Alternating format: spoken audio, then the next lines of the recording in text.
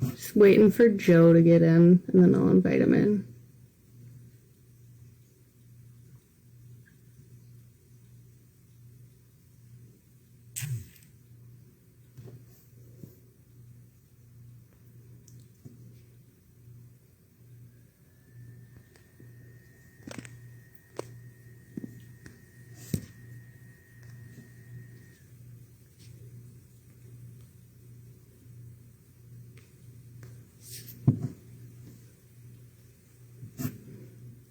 Hey, Wes. Yes. Hello, Justin. Can you hear me?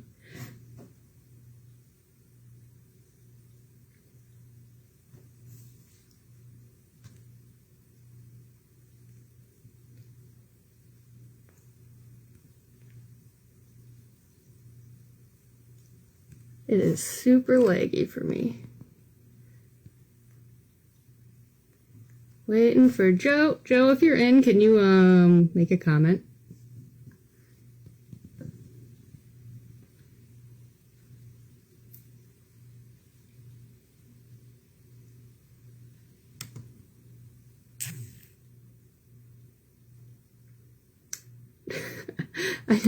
Joe just said a minute ago that he was ready to go, and now he's not here.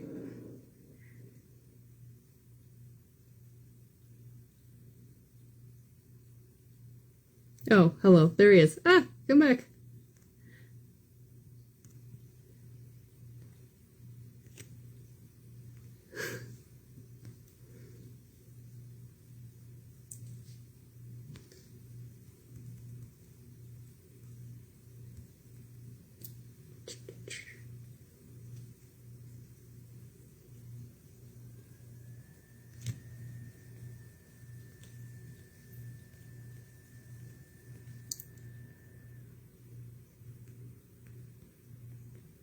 This is harder than it looks.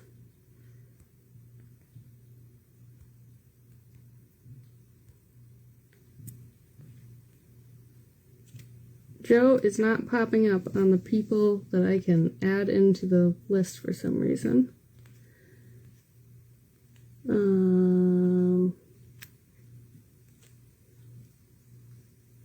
Joe, I'm trying.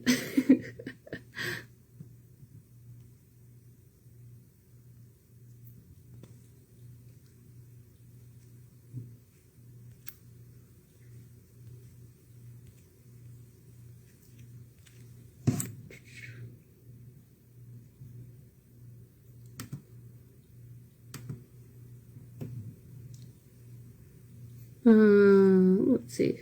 Oh, found you, Joe. There you are. Okay, now you're popping up on my thing.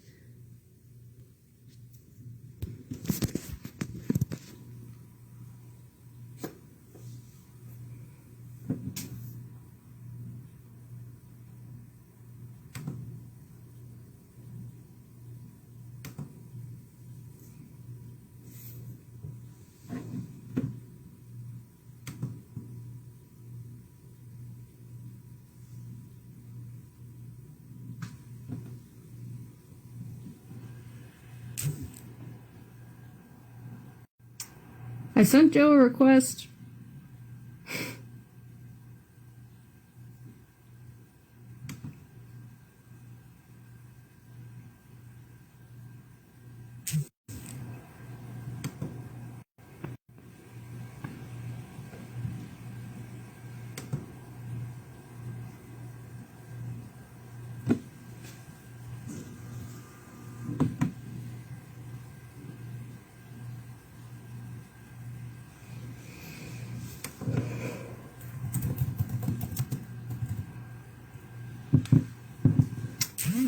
We are having technical difficulties, apparently.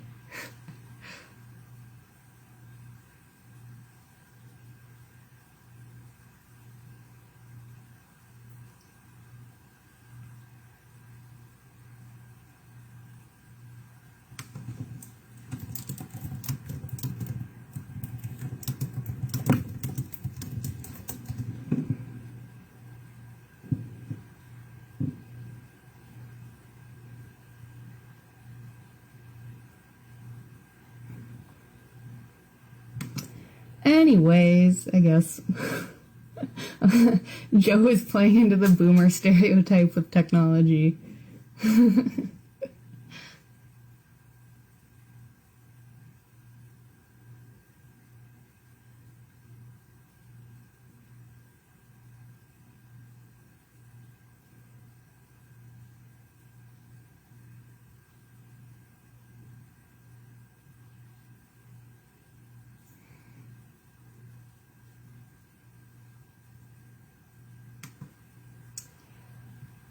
Alright, well, until... How's everyone doing? Hello, Mom and brother.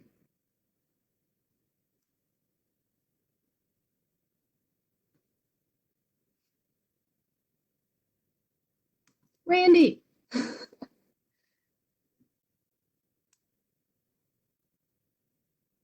Randy, did you watch it yet and see your cameo?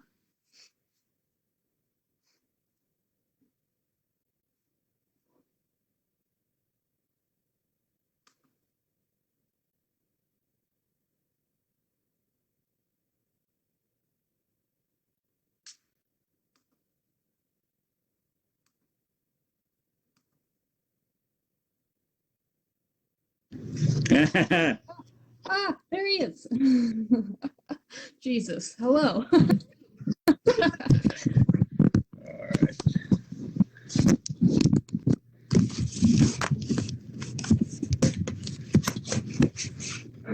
All this weird technology and stuff. It's like Star Trek.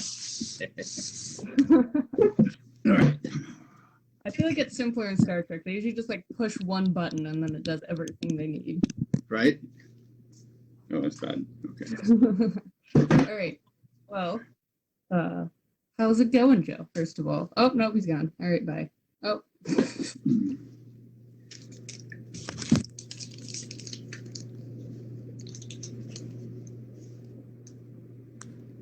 All right, Randy, you're going to get spoilers if you haven't seen the show yet, but you're here.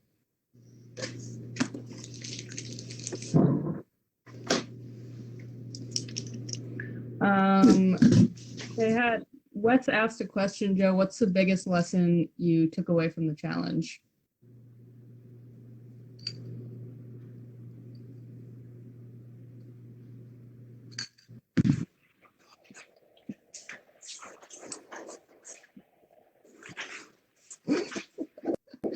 Did you hear that question? No. What's up? Okay.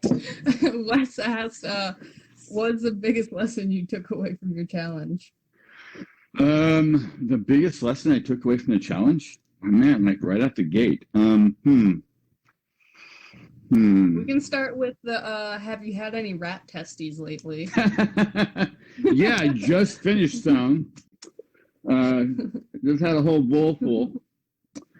No, that was my first time with the rat testes. And probably not my last, but hopefully not. Not since then, anyway. If I ever break my vegetarianism, that's my one and only exception from now on is rat testicles. Gotta have standards. The challenge was filmed in October, so just right at like the beginning of autumn. It actually happened right before that huge cold snap hit the United States, and we got out just before everything hit. Like, I came back to Montana with like 2 feet of snow and -10, and I was wearing a sundress and sandals. And right, I think it was like 2 days after we left, it was down to the 30s at night where we were staying. So we like barely missed it.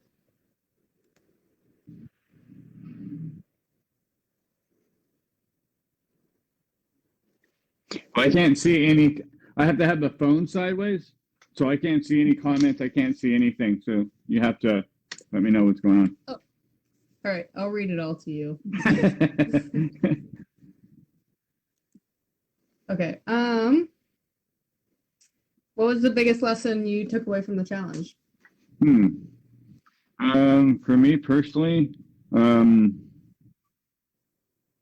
biggest lesson. You know what I learned? So something that wasn't There's a lot of stuff. Like I always, I've been a fan of the show, and I've been watching these QAs for years. And so, and everybody always says it, and I'm feeling it now that, like it's 3 weeks. And so there's all this stuff that doesn't show up in the edit. And so for me, a big thing was, that I had PTSD from, being in Iraq, and I used to have horrible nightmares. And so at some point I stopped dreaming. So I went like 8 years without having a dream. And out there during the challenge, I started dreaming again. I was like good, happy dreams kind of stuff, which was, I got really emotional about all that. And I was really fascinated with that because my background with college and stuff is all about trauma, crisis intervention, trauma therapy, all this stuff, understanding how the brain works. And so I was fascinated with the idea of like what happened that all of a sudden my brain kicked on, all the anxiety went away, and I don't have any of these symptoms. And there was a book I read called Tribe that addresses PTSD, and that this, like when you're when life gets really real and you're in a survival environment, like in a war, those symptoms like diminish and it becomes more of a survival skill. But when you take the person out of, like, PTSD isn't PTSD when you're in combat, it keeps you alive, and your brain adapts to that environment. So once you come out of that environment, there's things that keep you alive, and you put you in an office space, suddenly it's PTSD. And so being in the challenge, all of my symptoms went away. And I'm still dreaming. It's been almost 5 months, and it hasn't worn off yet. So I was really, I learned a lot about myself, and my issues like PTSD and how it works.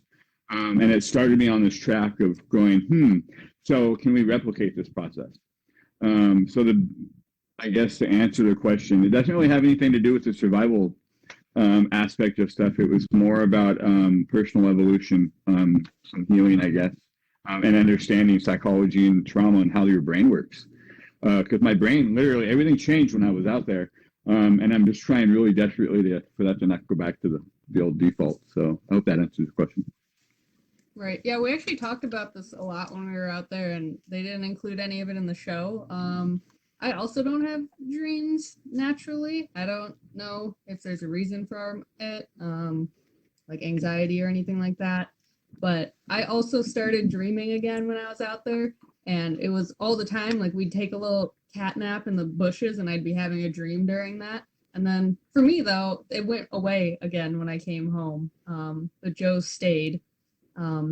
But yeah, we talked about this a lot, that we both normally have a lot of like anxieties and things, and when we're out there, I think it's like that skill of compartmentalization where you just turn it all off and you're kind of just like hone in on the mission at hand, I guess. Yeah, like life gets real, and you go back to it from first world problems, and then you can worry about stuff in first world problems. But when you have third world survival problems, your brain changes. And I didn't want to speak for you. I didn't want to bring you up, but that happening to you too was literally the critical point, because like I'm weird. I'm like, oh, it's just me. Like here, I'll never figure it out. But once there's two people, the same thing happens to two people with two different paths. And so there's now there's two of us. I kind of went, okay, now there's something to that. So that actually is when that's when I really got my interest. It goes from you being like an outlier to like, is this a phenomenon kind of thing? Yeah, suddenly there's a correlation. So yeah, that was interesting. Yeah, it was really interesting. All right, next question. I guess, I don't know what my biggest lesson was. I think, I don't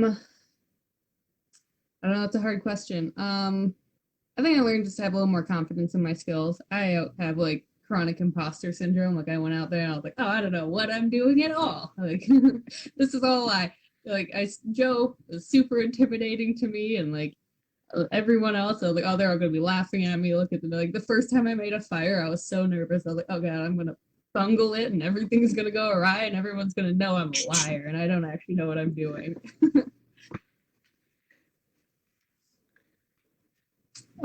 Did you bring anything home? Everything. I even stole the robe. I don't know if we were supposed to or not. Nobody asked for it back, so I took that. Oh yeah, I did. I took my robe. I actually did a Zoom meeting the other day in it because that's proper Zoom uniform, right? Yeah. Oh well, I mean the necklace, and then oh, these earrings. This is from the javelina skull. They didn't show it. Joe found a javelina skull out there, and Joe took some molars out of it, and I took the tusks and I made earrings out of it to match my other necklace. There's like one quick clip where you see it, Is and it? yeah, but we're focused on the rat, and then we're also Oh yeah, I saw it. yeah, we're focused on the rat, and then and getting out of there the next day. So like there was one part where I was like, oh, there's the skull, because somebody was asking me like, are those boar? And I said, no, they're javelinas, like they're fake pigs. And they're like, well, are they dangerous? And I was like, yeah, the tusks are like, I don't have it. She has a necklace and the earrings, but they're huge. Yeah. And then I also took there's like the Mexican water gourd. It's a type of gourd that grows in the desert. They didn't show it in the show, but I found one in a drainage and I corked it with a chunk of yucca stalk, and I traveled with that during the merge hike and brought it with us to our new location, so that I had water on the merge hike, or like an extra container of it. And without that, we wouldn't have had any water until we started a new fire and got water after that long hike. Because my pot of water spilled out all over the place. If you watch the video back, you can see my super wet bag because the pot of water completely spilled out. But then after that, there's a lot of like plant fiber left on the inside that you have to like burn out and everything, and it kind of started to ferment. And maybe we should have drank it and seen if we had like weird. It was a little gamey, yeah. What do you take? So I brought back everything. Like I kept the bag. I don't know if I was supposed to. I kept the bag, the little pot. I tried to keep both of my bags, but I got the one that I burned 100 holes in, which like it doesn't do me any good. So it was like the one that was not useful. They didn't show. Every night I put rocks around my body to stay warm, and sometimes they'd be a little too hot, and I melted a bunch of holes in the bag. So I have one, and it's not useful. What was your high and low?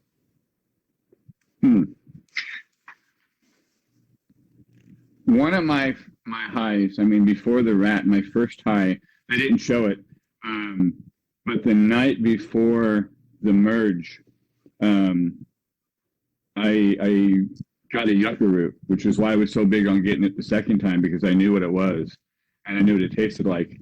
And it was a much smaller one. I mean, the whole plant was like barely a volleyball size base compared to that big one I brought back. And so getting that open, boiling that, it boiled it for like maybe barely even 20 minutes. And it was like a hot mashed potato with sugary goodness in it. And so, and before that, I was getting firewood, and I pulled down on this branch and I couldn't break it. So I made the mistake of getting right underneath it and buckling my knees, and it came down like this. And I just gashed open the top of my head. And so I had blood all over my face that was drying while I was eating this thing, and I had the camera, and I'm just all rah, rah. And it was like my best moment up until like that's like the best and worst moment combined. Yeah, it really was, because I was like, I hope this stops bleeding soon, because I know there's a cougar out here, and now I smell juicy. And but that was like my first big win while I was out there. And then we found water. We were talking about that. We were chatting about that today. Like, we both got emotional when she found the puddle. And I was like, water, we're not going to die. And then the rat. And so those were the lowest, though. I don't really. I broke my toe. That's another thing that wasn't on the show. I broke my toe, and I was really. I've been telling people about your toe break. They're like, "Why is Joe acting like an old man, but he's not an old man?" I was like, "His toe was broken." Yeah, I broke my toe almost immediately. No, I broke it like 2 days before the merge, but then I kept re-injuring it. So on the way out, when we were doing the extraction, my little toe was literally 90-degree angle pointing away from my foot this way. And then they were like, how you feeling right now? And I'm like, raw. And so that was the only time I heard you like get genuinely mad. That was it. It was the only time I got mad, and then I felt bad about it afterwards because I gave him a stink eye. I was like, and then you could see him go, oh, and then I was like, yeah, that's sorry. Don't worry. I was just talking to one of the camera guys on Instagram the other day, and I apologize. I was like, I'm sorry that I was kind of a bitch a lot of the time when you ask us to do something or like hold the camera, and I'd be like, fine, I don't want it, but all right. And they're like, they're very understanding, thankfully, because I just felt grumpy a lot of the time. Let's see. Milo, actually, they also didn't show Milo on the episode, I don't think. It was probably actually her last night when I got sick again. And it wasn't like that bad. I was just like, so when I got sick the first time, the one that they showed that night, I literally had uncontrollable diarrhea, like shit myself 6 times. And it was like, it's amusing looking back on it. I told them that like, no, please show it all because it's funny and it's a good story. But the last night I got sick again, and it wasn't really bad, but I was just worried because I was like, I can't have uncontrollable fluids coming out of me on our hike out. I was like, we'll be walking, like, Joe, hold on, I gotta go wipe myself clean for a minute. And I was just like so disappointed at my body in that moment. I was like, really now? Like, it was inconvenient before, but like this is the worst time you could have done this. My high, I'm not sure. There was one point I was sitting at the watering hole around sunset, and I think it was the day before the merge hike, and I was just kind of sitting there enjoying the sunset. And I told you about this, Joe. There's this tiny little bird that came by and sat on my toe and just sipped water out of the watering hole and like knew I was there because I was just moving around and like grabbing my pot and refilling it, and just came over, sat on my foot, and just was like drinking water, and we just hung out for a little while, and it like made me tear up. I was like, oh my gosh, this little buddy, you're bidding me like a safe travels, maybe. I don't know.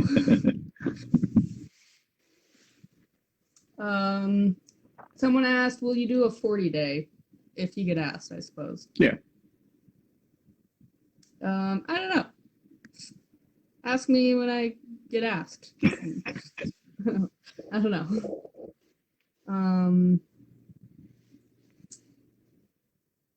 Someone said we're a great team, and can we hope to see you guys out on another challenge again in the future? I'm not sure. I haven't been called back. I don't know if you have, Joe.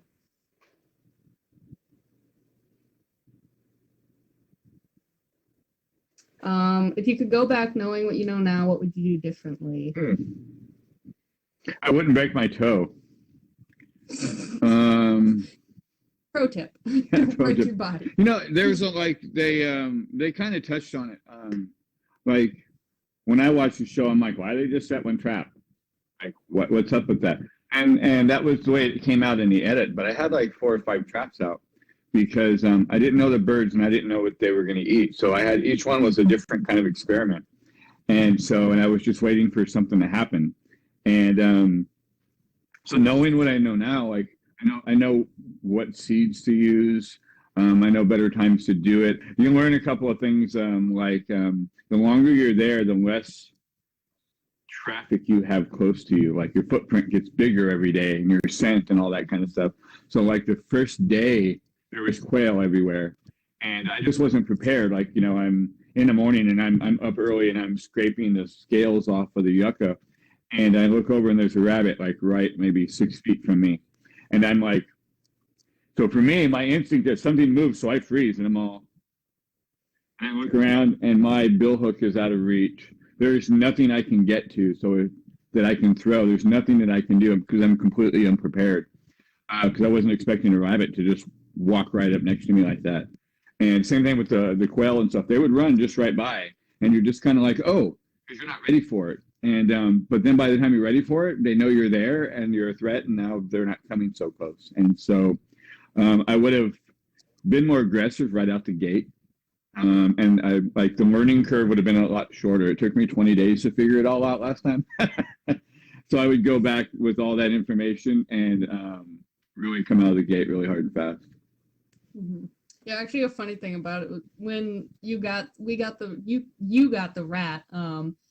It seemed like it was one of those things. I was like, everyone's gonna think this is fake and staged because, of course, it's like 2 days before extraction, and now they get the big trap kind of thing. It was like it just happened to be right at the actual like, crucial moment kind of thing.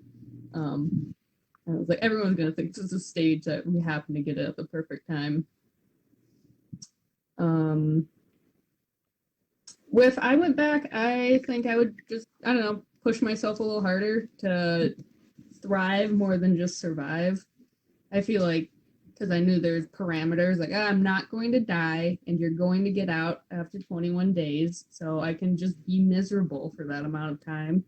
So there was times where, like, should I take that chance and risk and push myself, or should I just lay in the dirt for a little while longer? I feel like I could have pushed myself a little harder and taken more risks rather than just survive.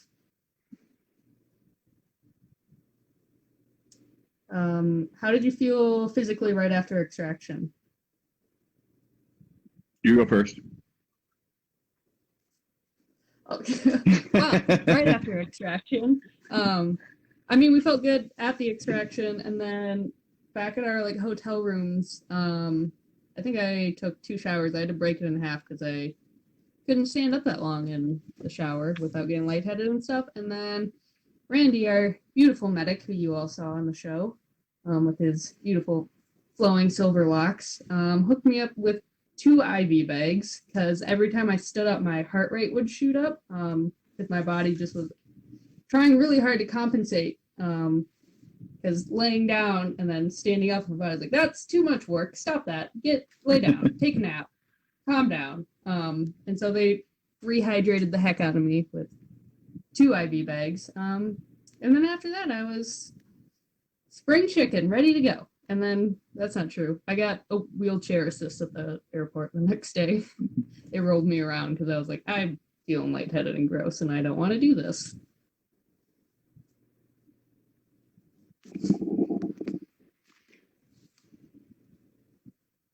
How did you feel, Joe? Oh, I'm like, I felt okay. I didn't feel, I don't know. I felt it was more emotional than it was physical. I was like, just the idea that like I crossed the finish line and there was a big relief. It was nice to get like, I forgot what they gave or anything. We started out with like yogurt or whatever. We had the pickle. And Pickles, yeah. And the pickle juice. And that was like, again, that was the finish line was because we were like, we want pickles. That's the first thing we want out the gate. That's why you always see I'm always like Team Vlasic or the Vlasic puddle or something because we were both like pickle juice freaks. And but we were like, that's what we want. We want pickles. So they gave us a jar of pickles. And so we were doing the whole. Our first thing was the first thing we ate was the pickles together, and then got back. And after the med thing, it was like, here's some food. Here's some like, it's like yogurt and stuff like that. And then same thing, couple of showers. I like I do this Wim Hof thing, so I haven't taken a hot shower in like 4 or 5 years. And the day of extraction we got back, that was my first hot shower because I couldn't regulate I couldn't regulate my body temperature. And so I got in there, turned on the cold water, and immediately was like I don't have enough. There's not enough of me for this. And so I took 2 nice long hot showers, and which felt amazing. And then took a nap for I don't know an hour or 2, and then woke up kind of like, where's everybody at? Just wandering around. And then yeah, from there, I mean, hollow, frail, more frail than I've ever felt in my life, and but I felt good. It was like I said, it was mostly emotional. Physically, you know, we were still weak and frail, but emotionally, I was like Superman. I was like, yeah, we did it. Yeah. So you might have to carry me, but I have this big smile. The hollow and frail thing. I went hiking to some hot springs a couple weeks after I got out, and someone passed me on the trail and it made me like start crying because I was like, I've never been passed on a trail before. And I was like, I'm trash garbage. Like, you're weak, Amanda. Oh yeah, and then I do remember you taking the nap because I forgot to pack lotion, and obviously like we turned into like shriveled up snake skins. One thing you guys didn't see was me complaining and asking for chapstick every 15 minutes, basically. If you could see my lips, they were horrendous. That's why there's so many scenes where she's holding a piece of cactus like this, and they're like, what is she doing? I'm like, that's her chapstick. Yeah. Also, when I'm talking and laughing the whole time, I'm like talking and laughing like this. Like every time I laugh or smile, I'm not like full smiling. I'm like, because like it hurts to stretch my mouth out. So I look dumb. But yeah, I forgot to pack lotion too. And when I got out of the shower, I asked someone, I was like, do you have lotion? Or I know Joe has baby oil. Can you go get his baby oil? And they went and you were just like completely like comatose on your bed. And they were like, we're not gonna, we're gonna leave him be. And shout out to the crew member that let me use her last few drops of lotion to like try and like spread out over my entire body. Someone said that they did see, my mom said that, and a couple people said that they did see my gourd, I think at the end. You slip it into the bag. Yeah, it looks like an hourglass shaped kind of thing. Someone said, this is already one of the most fascinating Q&As. You guys are awesome. Oh, thanks. Why did you ditch your shoes on extraction? So the shoes, we kind of wound up, the shoes only lasted like a day or two, maybe. It was just so dry that they'd get brittle and fall apart. And it was mostly for walking around like the hot ground. And after, pretty soon you learn just to walk around during the cool parts of the day in the morning and towards the evening. And then if you did walk around in midday, your feet weren't super tender, so you could go on short jaunts. And then also, so the shoes didn't last very long. And then we just learned just to do it earlier in the day. And we did our extraction hike like at dawn, basically. Like as soon as the sun came up, we booked it. And Joe soaked his feet in mud right before we left to protect them a little more.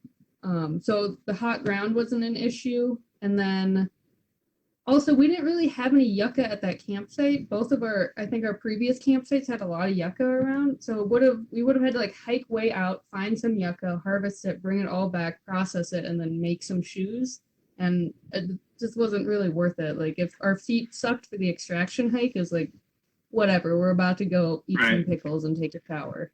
Yeah, there's this scene where I go hiking off to go, and I come back with that big, the big gourd, or the big piece of yucca root, and that thing was heavy, and it took me like an hour or so to get to that yucca, and that was the first yucca I could get to. And so it would have been the same thing, like, because I was thinking, like, when you were talking, I was like, man, I get all that stuff I cut off. One, I could have used it to kind of drag it, but then my hands would have got tore up. But maybe I could have brought some of that back with me. We could have used that, but it's not. By the time I got that thing out of the ground, that's not really where my mind was. But I remember we were just like, you know what? If we leave early enough, we can get over halfway there, and then we'll just tough it out the last couple, whatever we have left, because we were just like, it doesn't matter. Once we get in the truck and our feet get off the ground, we're good. And so, and then we got there, we were like, this was such a terrible idea. Well, you had a broken toe, and there were those stupid jumping cactus all over the place, more than anywhere else. It was on the extraction. Yeah, I had one here, one on this foot, and one on the back of my calf. So I like reached down to knock this one off, and I got one on my arm. And so I like do this to get one. I get one over here, and they zoomed in like this, and you can see my skin being pulled off of these tongs. And then they're like, "What's wrong, Joe?" So much fun. Wes is complimenting your biltong. What? Your blade. Oh yeah, wasn't it? They didn't really show my blade that much. I hated it. I got it kind of last minute. I had 2 weeks because I had like a month's notice, and I was out of town working across state for 2 weeks, and then I got home and I had 2 weeks to prepare, and I just like was flustered. I was like, I need like a machete or something, and I like ran to like a bunch of stores around my city and found like the only one in the entire city, and it was trash garbage, and I hated it. So I'm not surprised that they barely showed it. This was But mine. Joe gifted me one. How about, yeah. I was so stoked. So I got one of these at like Home Depot or whatever, like 15 years ago, just on an impulse buy because I thought it was cool. So for the challenge, I got a brand new one. This is the new one I got for the challenge, and then I took it to a machine shop because this is flat, and then this is all just flat metal. So I had them put a blade on the back end so that you could do like forward, I could stab down on a snake or something. And they had this really nice raptor claw, which came in handy too. And then I made this sheath for the challenge. And so my scheme was, it's just a one piece of leather that's folded like this. And then I braided it because I was like if shit gets really real, I can just take the lacing off and I can cut this. And then I have 2 pieces of leather and I can make some shoes and get, and they were like, no, that's cheating. Fine. Well, it's still makes a good calendar. Wait, still makes a good calendar. And yeah, it worked out. I love this thing. I actually was cool. Like, you know how you do that thing and you're like, oh, what am I going to take? Because for me, this is an opportunity to get a new knife. And an opportunity to get a new knife. And then I couldn't figure out what to get. My wife was like, why don't you just take your Billhook? Because I want a new knife. Yeah. I immediately sent mine to a friend. Like I got home and I was like, you want this piece of garbage? There's still cactus juice on it. And they were like, yeah. I was like, here, it's yours. It was just some Gerber brand, $50 one from the local outdoorsman store around here. Now I'm not getting a Gerber sponsor, clearly. You know what though? We were talking about knives. I remember you were like, you were gonna bring a more Gerber. And that's when I fell in love with you. A knife. Yeah. I love my that same friend that I sent the machete to, the kukri to, he's the one that gifted me the Mora knife, and I love it, but it's just it's a small, it's only this long, so yeah. I could stab a javelina, I guess, shiv them, but partners early on, how did that change the dynamic mentally when you were on your own?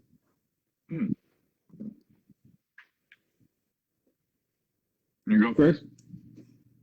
Sure. Yeah, I guess there was a mental change. To me, there was a little more risk-reward calculating I had to do during that time. If I decided to go out and go harvest something, or, my friend that I gifted he says that he cherishes it every day, the kukri.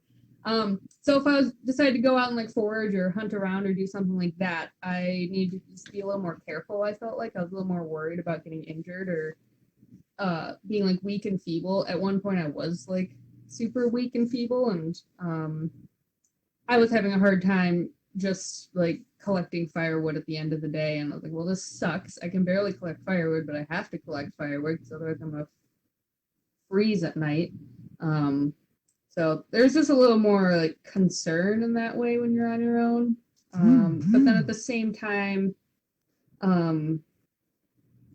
there's also a little bit of relief because then you're also you're only responsible for yourself. You only have to collect half as much food. Unfortunately, you still have to collect the same amount of firewood, whether or not there's one person or 2 people there. So you're doing twice the amount of collecting for that, which was really, firewood was the biggest chore of every day. Yeah, it was the same for me. We run this care home. I've been running this care home for 16 years, and so somebody has to be here 24 hours a day. So nobody ever sees me or my wife together because it's always usually one of us or the other. So when I have a chance to get out of here, I go up in the sequoias in the national forest and all that. And so 99% of the camping and the outdoor stuff I do alone, and which I'm totally okay with. So when when Rhonda tapped and she left, and it was just me, there was a part of me that was kind of like, I miss having a partner, like, having someone to talk to, someone to hang out with, kind of thing. But at the same time, it was totally fine. There was a part of me that was almost kind of like, okay, I only have to worry about me now, and I know I'm good. And so it was kind of, you trade up where it's kind of like, okay, now I have to do everything, and but how is that any different than what I'm always doing anyways? So it's kind of a default for me. Yeah, I've gone on like long solo trips. I backpacked and hitchhiked around Iceland and camped around Iceland by myself for a whole month. And I had like internet every now and then and would message my family and stuff when I had service. Otherwise, I just kind of journaled or read a book. And honestly, that was one of the biggest surprising challenges, was just like how bored I was. I wanted a book so bad, or to like play solitaire or something. I tried to at one point make solitaire cards on like yucca leaves. Like, I need to, like, there's nothing to do except for like stare at the ants. We played. What was it on the last day? Or second to the last day? Yeah. We played I'm mad Mancala. that they didn't show you make me the Mancala board. It was so sweet. It was like, oh my gosh, Joe, what a guy. Joe went down to the watering hole. I'd been talking about Mancala for like days. And Joe went down to the watering hole and got a big hunk of mud and brought it back, and we flattened it out and made a Mancala board and like these little pebbles to make a game out of it. And it was so sweet and cute. And you know what she did? She kicked my ass at Mancala. I did, yeah. I don't think we even counted my stones or anything. I was like, yeah. No, but after we were still laying there and you weren't looking, I totally stole all the ones off of your side and put them on my side just to pretend. Yeah. Barbara Joe said, I found it interesting that you guys were alone separately for days, but neither of us had any idea. Yeah, I was definitely like, oh, all right, it's also only one person. What happened over there? Like, yeah, that was like, so there's part of me that like I have a really healthy self-image of myself, and I didn't want to watch the show and mess that up and be like, is that what I look like? Is that what my butt looks? Is that how I walk? Nah. Because I remember the first time when I was a kid and I heard my voice and I was like, God, I talk like that? And so there's a part of me that didn't want to watch the show. So up until until like 3 weeks ago. The whole time. Yeah, I was like, no, I'm not going to watch it. And then I saw the hero shot and I was kind of like, oh, okay, I don't hate it. And then I saw a clip and I was like, and then I saw the last clip, I think, before, and that's what sealed it, because that's when I remembered there's this whole part of the story that I don't know about. Like, Amanda told me stuff about like her adventures before we merged. But I was like, I don't even know what her partner looks like. I don't know who he is. There's her whole adventure.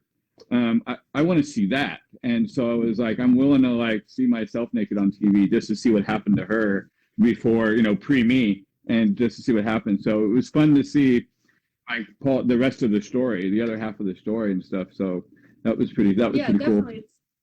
If we were together the whole time, then we already knew the whole story going in to watch the show. But like us going in to watch the show with all of you guys, at least half of it to either of us was a total surprise as well. Right. Like, yeah. What? That's what happened? And like, I didn't know all that, or like those things. I saw one go by that I didn't want to miss. It said, what do you think of Calvin taking him but not swallowing the water? I actually didn't know that Calvin put any water in his mouth until like a couple days, I think, after he tapped, they told me. I didn't know why he was sick. I was like, I don't know, it could be his appendix. He could have a gallstone for all I know. I'm an EMT and used to be like a wilderness first responder. And so all of my training is when you're out in the woods or like in the bush somewhere and someone's having stomach pain, you treat it as a big question mark. Because it's like, there's just too much stuff going on in there. You don't know. It's better safe than sorry kind of thing. Like, it could just be a stomach ache and he's constipated. Or it could be his appendix rupturing. Who knows? And I didn't know that he had, like, swallowed unsafe water and stuff. So yeah, it was weird to me. And I think not swallowing the water doesn't mean anything, because a lot of medications people take, you just put it under your tongue and that's how it absorbs into your body. So not swallowing it doesn't mean anything. Yeah, it's the same thing with like chewing tobacco and cigars and everything else. Yeah, it actually absorbs super quickly on under your tongue and on your gums and stuff. So if that was the water was the issue, then putting it in his mouth alone was enough to get him sick. But I don't know if that is what like the final verdict was. That like I don't think that anybody ever got like proof either way. Like he didn't. I don't think like he ever went to the hospital or anything. Like yes, you have giardia or cryptosporidium or something. It's just like, yeah, you're having a bad time, dude.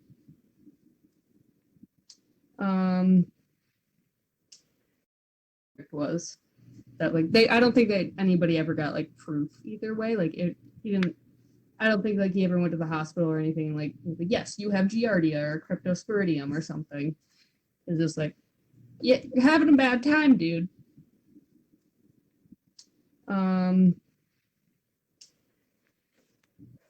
Someone asked how bad our feet were and how long it took them to heal. So my feet on day one on the insertion hike were horrendous. They didn't really show me suffering as much as I was. That was the insertion hike was the only time where I like really questioned whether or not like, am I gonna tap? Can I do this kind of thing? Just because we did the entire insertion hike like through the hot part of the day more or less, and my feet felt like they were actually cooking, and every step was like a 9 out of 10. Like it just sucked, and I was trying not to cry the whole time, and they didn't really show that. And so they were tender for a few days after that, and I just kind of babied them and made the sandals, and that really helped until they healed. And then after that, you're just smart about when you walk around kind of thing. Yeah, it was the same for me. I actually, so like Valent, I watched one of his QAs, and someone had asked him like, you know, what can you do to get your feet in shape? And he was like, nothing, and nothing will prepare you. And I was like, nah, that's crap. And I was really going into the challenge. The thing that I was most confident about was my feet. I logged probably 30 miles barefoot up in the Sequoias. And I had these, and during the summer, so it was nice and hot up there too. And so there was plenty of times where my feet were getting burned from the sand and the rocks, midday kind of stuff. And I had developed these really big sausage meaty calluses on the bottom of my feet. And I was like, that's the only thing I'm not worried about. And then we got there and got out of the truck and took off the sandals and was like, okay, this isn't bad. We were on the road. And so once we did the insertion, and it was like walking on red hot shards of glass. It was pretty, like I've been to Egypt, and the beaches there's a coral reef, and so the sand is just really big chunks of coral. And so, and I've had to walk through that and just gotten my feet chewed up pretty bad. And that's what it felt like. It felt like hot coral. And yeah, no, seriously. And like, yeah, I walked around a lot barefoot in the weeks preparing up to it. And I have calloused, leathery feet. And I have some pictures of my feet absolutely like wrecked from my jobs and stuff. I think I've sent that picture to you, Joe, of my blisters and everything. yeah. I've gotten my feet thoroughly hecked in other occasions, but those are like blisters and things, and I have calluses, but nothing, unless we were doing like coal walks, there was nothing that could really prepare us for getting our feet cooked kind of thing. I guess maybe, yeah, next time what would you do differently? I don't know, do coal walks, I guess.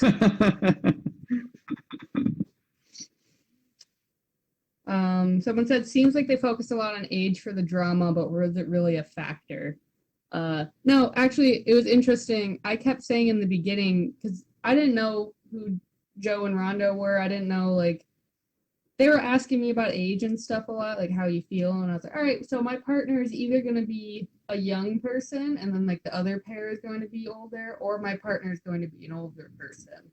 But I kept saying, like, most of my friends and people that I hang out with are typically older than me. Like when I was in school, I never went out to any like the frat parties and things. I just tend to get along better with people older than me. Not that I'm like, oh, I'm not like other girls kind of thing. But I don't know. Joe being older than me was like probably nicer for me. I was like, yeah, I kind of hope that my partner is older rather than like another dumb young kid kind of thing. So for me, it wasn't an issue. No, it wasn't an issue for me either. You're right, though. There was through the whole kind of onboarding process, there's a couple of questions you get asked from the very beginning all the way through. And one of them is like, why are you doing this? Why do you want to do this? And then why are you doing this? And then why did you do this? And then for the other one, for us anyways, how would you feel about being paired up with millennial? And so it was one of those, and I think they used it in my introduction as like, it doesn't really matter. Oh no, that was more about male or female, but I was answering the question, how would you feel about working with being teamed up with a millennial, someone, literally like half your age kind of thing. And I'm like, it doesn't matter if they're younger or older or if it's male or female. I can pretty much work with anybody. And so yeah, and it's kind of funny. I'm not a millennial, and you're not. And I'm not actually. Yeah, and I see a lot of We're both comments. too young for those age groups, but they're buzzwords. So yeah, well, and like there's the okay boomer meme thing that everybody was doing, and no, not that one. And everybody's like commenting on all my posts and like telling me like I didn't know. You're not even a boomer. You're not a boomer. You're not old enough to be a boomer. And I'm like, yeah, I know. I'm not in charge. Yeah. I'm not a millennial. I'm worse. I'm Gen Z.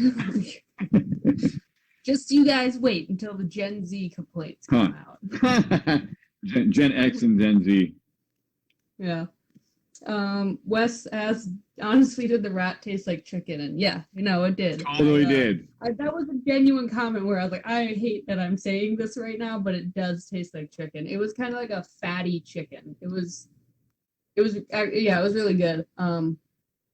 It was like all white meat, but fattier. Mm-hmm. I remember we did the bone broth too. And I remember taking the lid off of it after we had boiled off the bones and the organs and everything. And it hit, and you could like feel the oil and the fat in the vapor. And it was like, She was like, God, I can smell that. Yeah, and I have almost no sense of smell naturally, and that was like, oh, what do you got going on in that?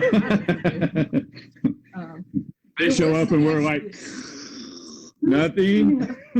Oh, you guys missed the rat party. Actually, yeah, the worst thing about it was all the fat that was in it. My teeth felt really clean most of the time until we ate the rat, and then my teeth were like physically sticky and like sticking together because of all the oil and stuff in it.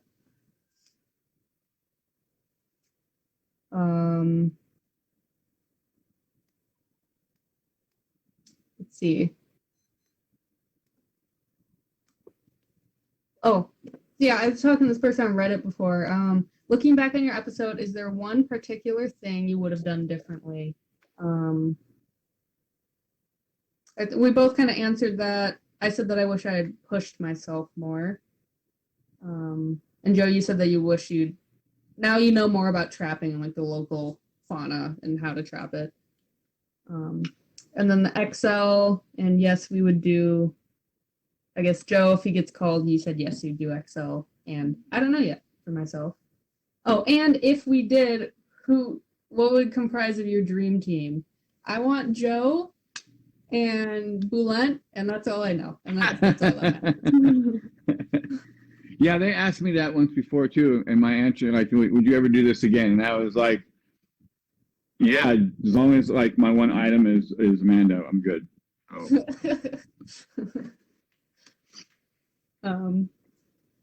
Oh, what did you think about the Father Time comment?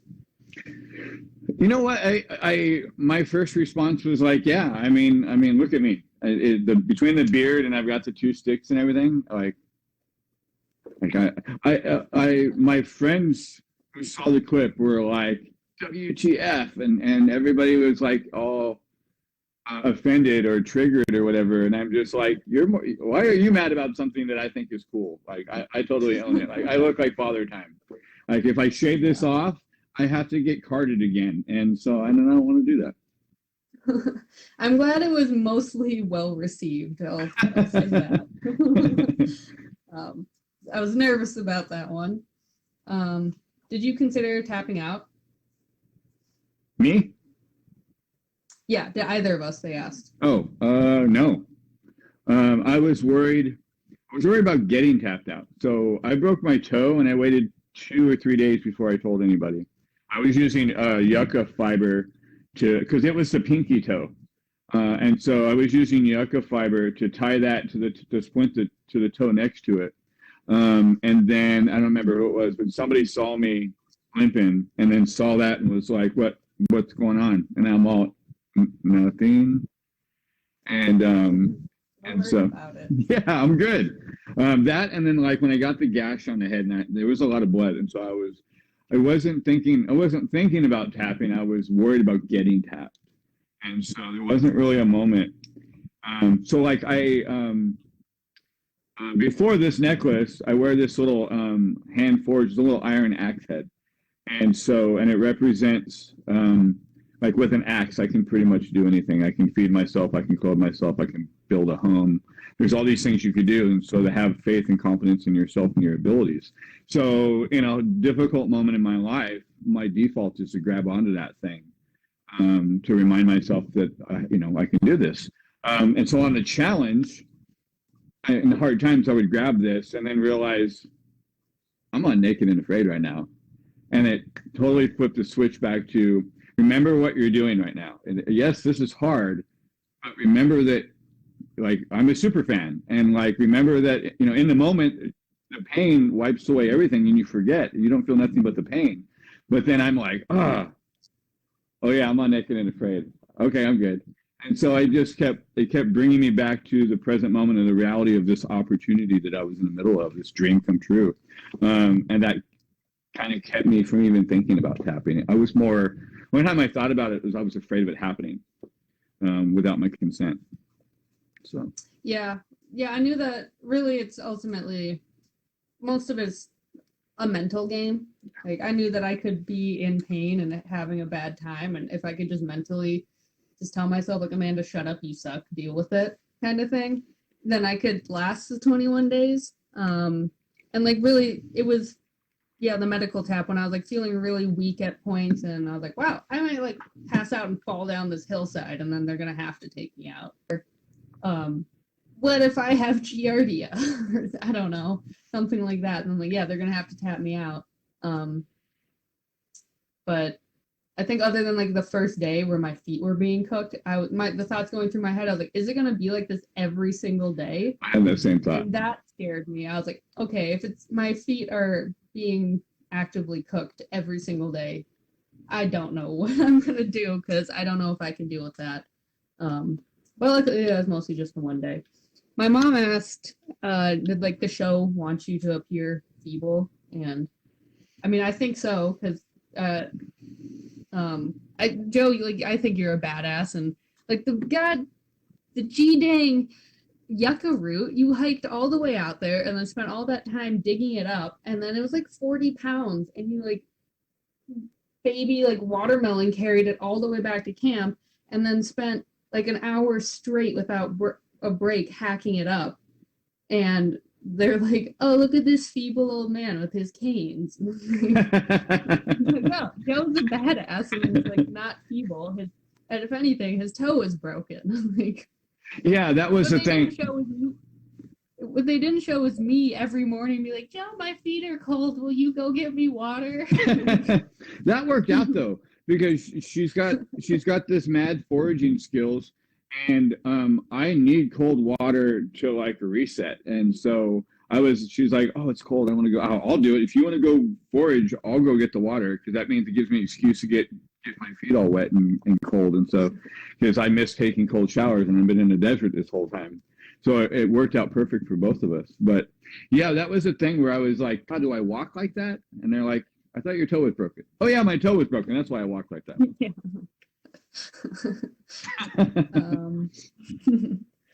um, how long did it take to reacclimate back to normal society and comforts? And then is there anything you miss from being out in the wild?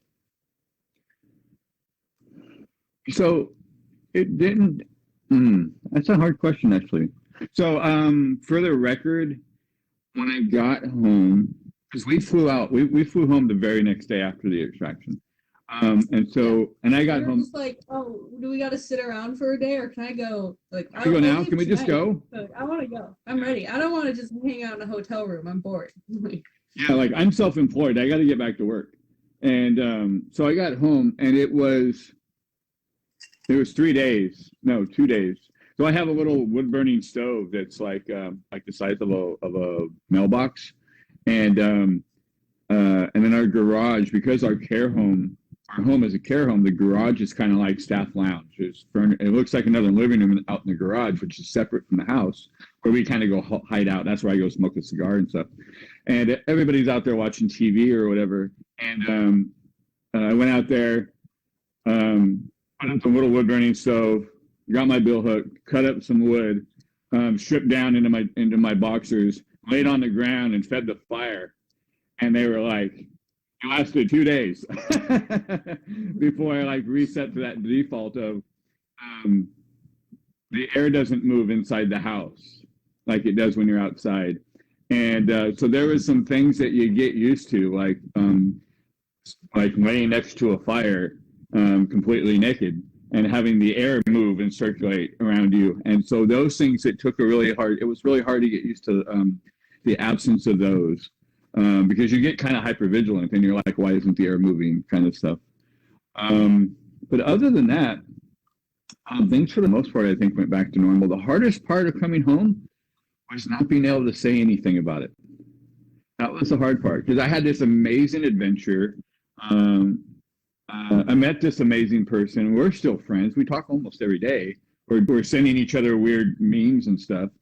And so it was just this crazy, awesome thing that happened. And then I came home and was like, can I? No, you can't. You can't tell anybody. You can't post about it. Just, you gotta wait until, like, we'll send you the hero shot. We'll send you your picture for social media, and that's the green light for you.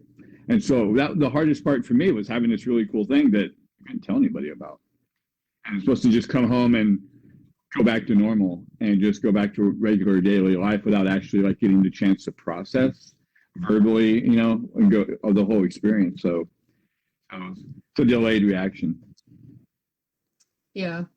I don't think, I feel like it's pretty easy to switch one way or the other, like being in like woods mode or home mode kind of thing. Like, it just is what it is. You got to do what you got to do. The hardest part was just like, it took me a long time to kind of like, I intentionally also kind of like tapered back into like my normal routine and things. I didn't want to like go from not eating really anything any day to go back to eating 3 whole meals and just like chunk up right away again. So for a little while, like as I was kind of like tapering back in, I just like felt weak and gross, and I hated that. Like I said, like I got really upset when I got passed on the trail. I was like, oh, I'm still weak. The thing that I miss from being out in the wild, I think we talked about this right at the beginning, is the lack of like anxieties, really. Like everything's just clear when you're out, I feel like. Anytime and really any situation, if it's for work or for recreation, if I'm outside in a physical situation like that, it's just, I don't know, everything just is simpler and it's nice. It's like meditation. It really is. That's a really good point. With the pandemic and everything, they closed down all of my self-care places. They closed down the national forest. They closed down the lake. They shut down the access to the river. Bureau of Land Management closed everything up. And even the Oaks Preserve that we have here, all the nature spaces I had to go to were locked down. And but I own like a couple of acres in the Mojave Desert. And so I just started going out there. And it's nothing. It's just a litter box. And you're out in the middle of nowhere. There's no service. There's no water. There's no nothing. And I like going out there because you unplug from the matrix like completely for maybe a day or two. And on the challenge, we were unplugged during pandemic. There's a lot of political controversy. Like everything was just all hell was breaking loose. And in the middle of that, in the middle of all of that, the feed got cut. And then next thing, it's like, I need to eat. I'm hungry. I'm cold. I'm starving. I hope I don't get eaten by a monster in the middle of the night. And you go from first world problems to third world problems. And then there was part of me was like, I don't want to plug back in to all that crap, because one of the things that happens is you start thinking about, like, it really whittles away all the crap, and you get down to, you only think about the things that are really important to you. The longer you're there, unless you notice or think or remember like all the super little things, and it just whittles it. Everything comes really crystal clear into focus of like what's most important to you in life, and that's all you think about. And so, and then coming back to this, and coming back and plugging back in, and worried about how that crystal vision being blurred again by all of the nonsense. Yeah, it's kind of funny. The first picture I have of myself when I got back, I'm still super tan and everything because it was like days after we got back, and it's a picture of me. And you can see in my pocket there's the ballot because it was the presidential elections were happening, and the first picture of me was like I was outside of the place where you like turn in your ballots in person, and so it was we we went out like right in the heat of all of that, and then had to come back and be like, oh, recess, catch back up on anything that's happening. No, we did not use the yucca for soap. We were dirty and we liked it. Shania asks, how does one prepare for a survival challenge like that?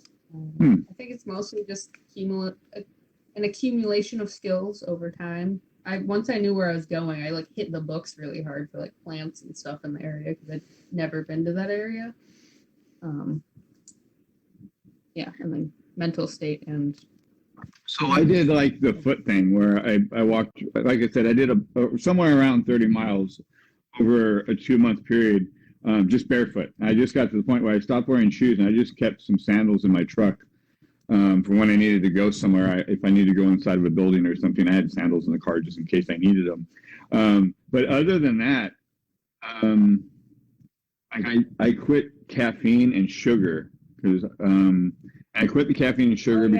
Before I actually knew I was going, because the one thing I didn't want to go through was caffeine withdrawals, and I didn't know about bugs. And I don't remember the chemical, but there's a chemical compound that the bugs are attracted to. And some people have higher levels than others. And I don't know what causes that. But in my brain, it's sugar. And so I was like, and I need to get off of sugar anyways because I'll go through withdrawals. So I just cut out a bunch of stuff and was just kind of like, I still eat meat, but I was eating mostly just a lot of raw vegetables and stuff like that, protein shakes. And it was really about deprivation, getting used to not having things, and shrinking my diet, and eliminating as much stuff as possible. Sure about it. All the other stuff I was doing already. Like, it's kind of like, I already go camping a couple of times a month, and so it was just kind of like, and most of the time it's in a t-shirt and swim trunks. So like, you go up there and sleep in the woods, and the minimal, the least you can wear without actually getting arrested for indecent exposure or something. But and then when I got to the hotel and I opened the curtains, there's a bookstore right across the parking lot.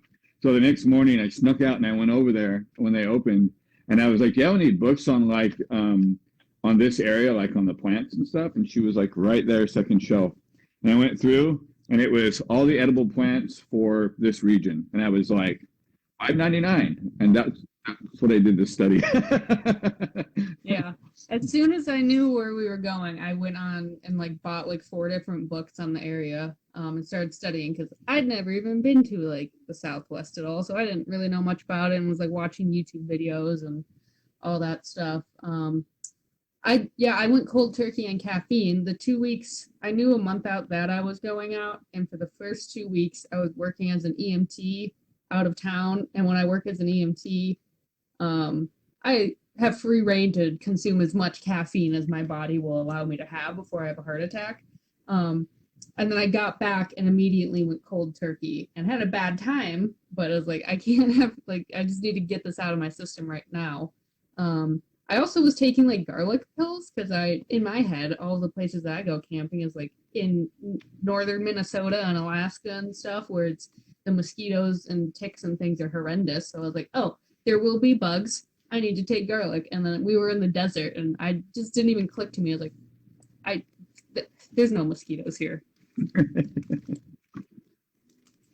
Well, yeah, speaking, did we bring any diseases home? Only my bad attitude. I actually got so I don't think I ever told you about this yet. So the second to the last day of the challenge, when they would do interviews and stuff like that, we would go over, we'd sit on, we just had to find a place. You couldn't stand very long, so we get lightheaded. So I found this rock, I'm sitting on this rock, my butt's hurting in a different way. And so after we're done, I'm reaching back and I'm going, oh, I got a good solid little pimple right there on my cheek. And 2 days after I'm home, and it's bigger, but it's not like when you get a pimple and it gets bigger in like this way. This one didn't get bigger this way. It started tendriling out. And I was like, oh no. Well, that's not good. And it's kind of going around towards the crack. And I'm like, this isn't good. And it was slowly growing. And so I was kind of like, you know what I did? I know exactly what happened. I cut my butt open on a rock and then got in that water. And one of those little weird things got underneath the skin. So I go to VA at like 3 o'clock in the morning because I'm trying to sleep and I keep rolling over and touching it, going, I got to go to the hospital before something bursts out of my chest. So I go to VA in the middle of the night, and I'm like, they're like, how can we help you? I was like, I think I have a leech or some kind of parasite under the skin of my butt cheek. And I get this blank stare. And how do you think that happened? So I'm like, so I was like, how do you, you know, I don't remember what I said, but I was basically like, I was doing some camping or I was naked in the woods. And I was like, have you ever seen that show Naked and Afraid? Like, this is all medical, like, confidentiality, right? I told my chiropractor when I got back. Right. Well, this is all covered by HIPAA, right? So then she goes, and I get she leaves, she comes back, and the guy's like, Joe? Yeah. I'm the only person there. How are you confused? So he takes me back, sits down, and goes, so tell me what's going on. I tell him the same thing. What does he do? And how do you think that happened? So I tell him, and he was like, look at my butt. Yeah. So I finally, everything's covered by HIPAA, right? He was like, yeah, why? And I was like, you ever heard that show Naked and Afraid? He's like, yes. And I was like, so I tell him, and he was like, oh, where'd you go? And he wanted to talk all about it. And I was like, hey, I have this thing in my butt. And so he's like, oh, right, I'll go get the doctor. So they're like stripped down. So I take off my shoes and they see my feet, and the doctor goes, oh, dear God. And I was like, hold on, let me take off my pants. And so I stripped down, and they're like, so they roll me over, and she's like, okay, I can understand how you think that's what it is, because if that's what it was, that's exactly what would be happening. She says, but I think it's an abscess. So we'll do a referral. We're going to give you a couple of shots of antibiotics because you're dying to death of 1,000 cuts and all this. So if it doesn't heal, let us know. So immediately, like, my body, like, Wolverine's out. I start healing, like, overnight. The thing doesn't go away, but I take the referral, and they go, it's scar tissue, but it's kind of close to your butt, and we don't want to have an open wound right there because if you get, contaminated kind of thing. And so I had it for like four months, and it didn't go away. And remember, I was telling you about that salve that I make, the cottonwood balm. Yeah. I was putting some of that on the tattoo. And I was like, and I put that on there 3 times a day for a week and a half. It busted open. All this nasty, gross stuff came out. And then another week, and it's completely healed and gone.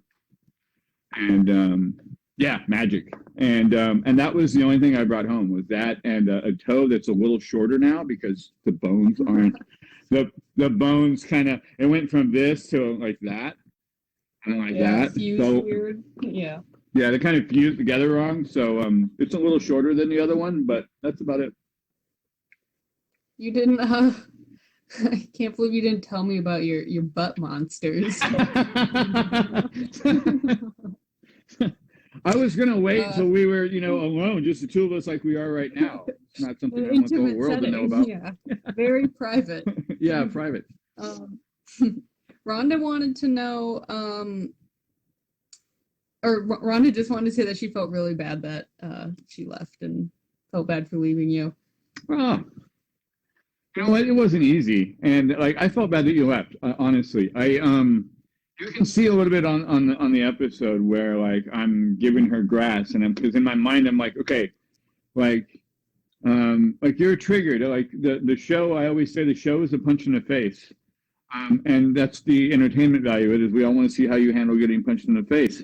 But there's your amygdala, which is your fight, flight, or freeze response system. And when that gets triggered, you're in danger. You got to get out of there. And there isn't really talking somebody out of it once that system's activated, unless you can calm them down. Like the amygdala needs to be physically calmed down. So I was like, if I can make her comfortable, maybe that would help. And so I did everything I could do to try and I think if I could just help her get some sleep, she would be okay. But then at night, all the monsters were stomping around in the darkness around our tent, and that didn't help either. So it was a really challenging first couple of days. She said she almost cried watching it back when she saw you laying there alone. Aw. Well, next time. Also, I'm seeing, so just so people know, I'm seeing the questions scroll through on this screen, but on the other screen, I'm looking at the questions and kind of trying to go through them one by one, and I am like 90 behind. So that, and I talk too much, so I'll shorten the answers to yes, no, and it's a secret.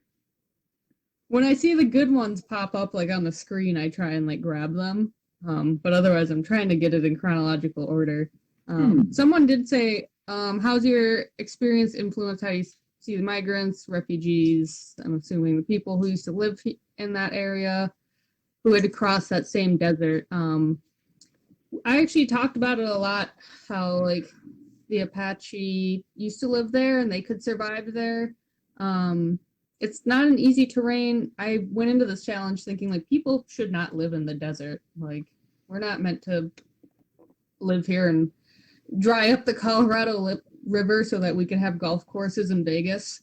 And I left thinking the same thing. Like, yeah, people aren't meant to live here, but the difference about how we do it now versus how people used to survive in that area is that they worked with the land and they kind of moved around with it and cooperated with it rather than just like staying in place and drying up rivers and expecting it to work for you.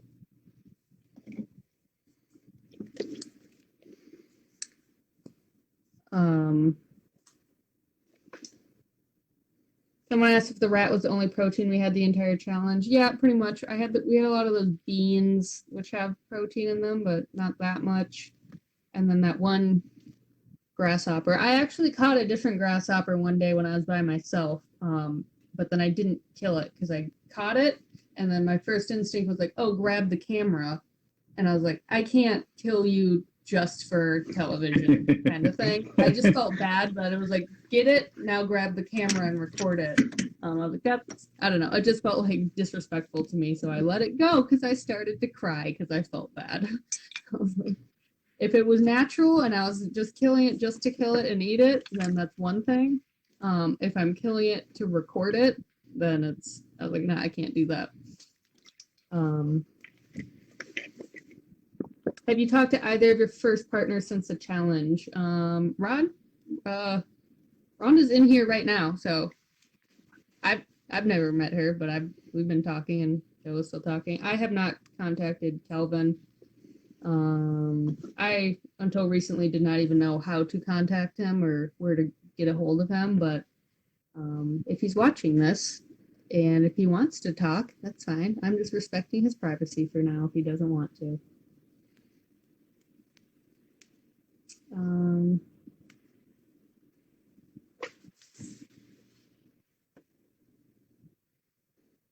see.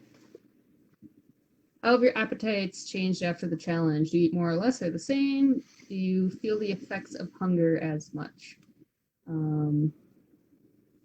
I guess before the challenge, I was like chunking up. I was eating smoothies with like heavy cream and like butter in it, and I was eating so much to the point where like I actually like got sick, and I was tired of eating and I hated it, and I was excited to go and starve.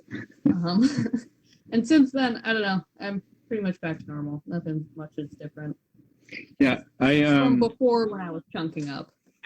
I chunked up too, like the last week before I got on the plane. I did all this. Oh, I'm not going to eat any of this stuff.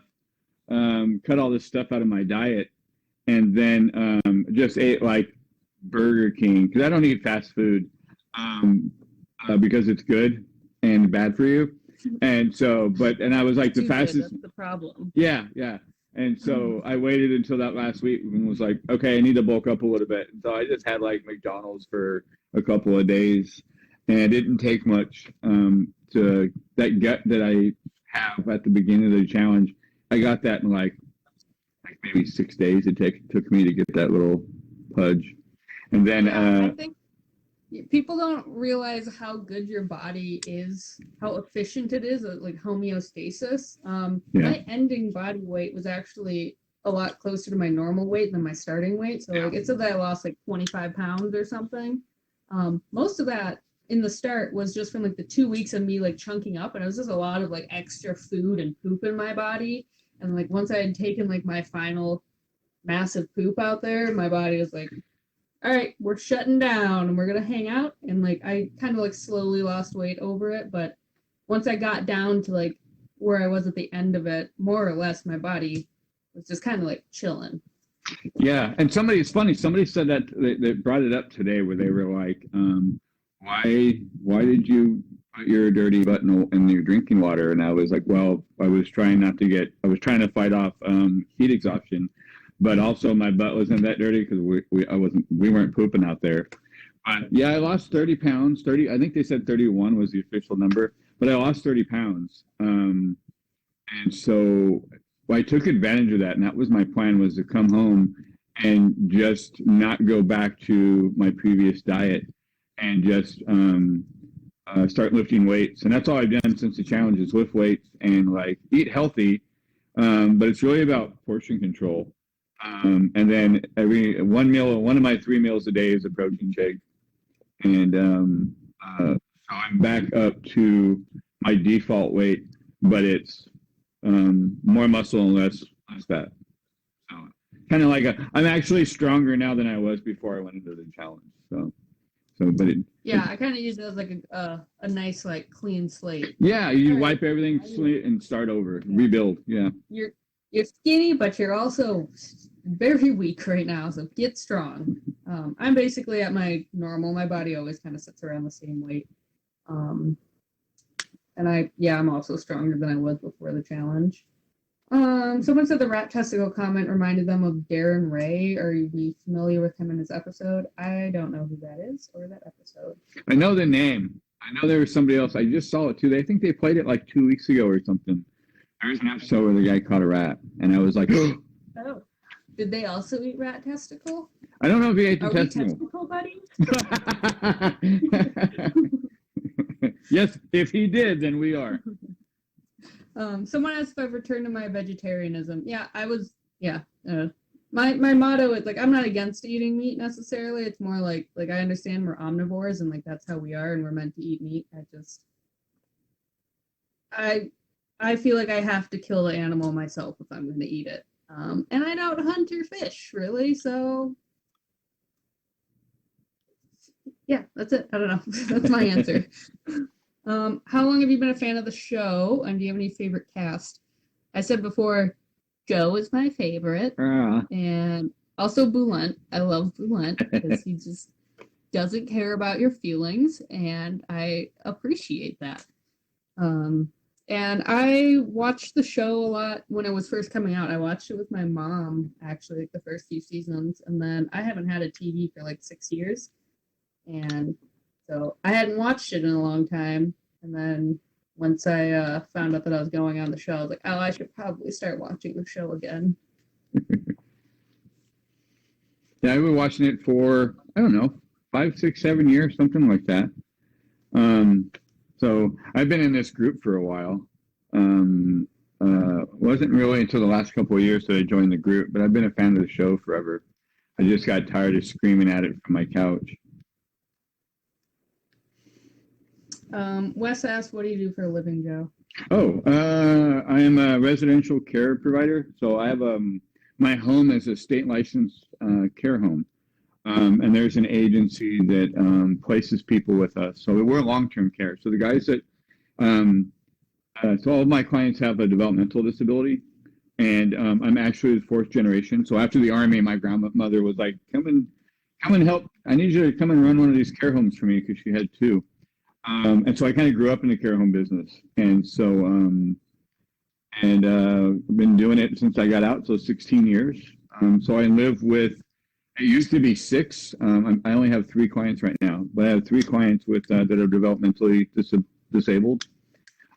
Oftentimes, the disability comes along with a comorbid diagnosis of like schizophrenia or something like that.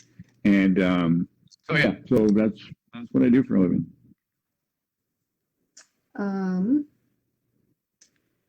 Someone has to put in sunscreen before insertion. Yeah, I slathered up. I normally am an irresponsible adult and don't really wear sunscreen, but before this, I was like, you guys are offering sunscreen before we go in? I'm coating my body in that. And then I still got sunburned anywhere a bikini normally covers. I got very sunburned in all of those places. And also my lips got super sunburned on day 1.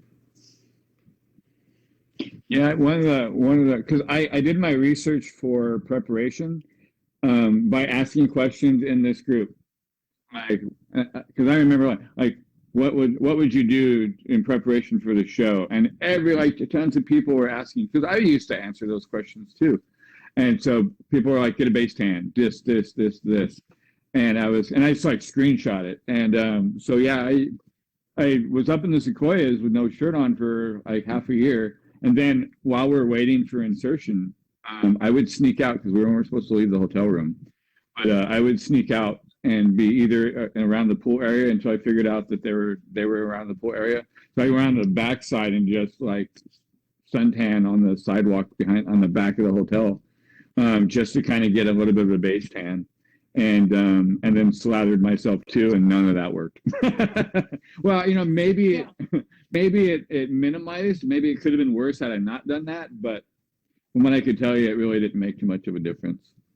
Yeah, it's actually, I thought that I couldn't leave my hotel room. We were like we weren't anywhere near each other, any of the 4 of us. So there's no way we could have run into each other. I thought I couldn't leave, and then at some point, one of the producers was like, yeah, you can leave. What? Like, and I was like, what? And like I walked a few miles to like, I was on like this huge golf resort, so I was like, there's nothing to do.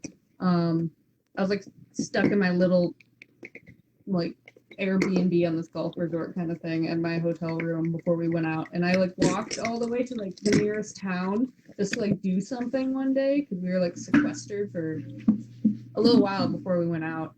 And I got sunburned like that day, and like my feet got real tender and stuff. I was like, oh no, I'm wearing sandals, and I was walking around for like 3 hours, and my feet are in pain. Great. Someone said it would have been cool, so because we're a super chill team, it would have been cool if we started together from day 1. Huh. Yeah, that would have been fun. Maybe a little dangerous.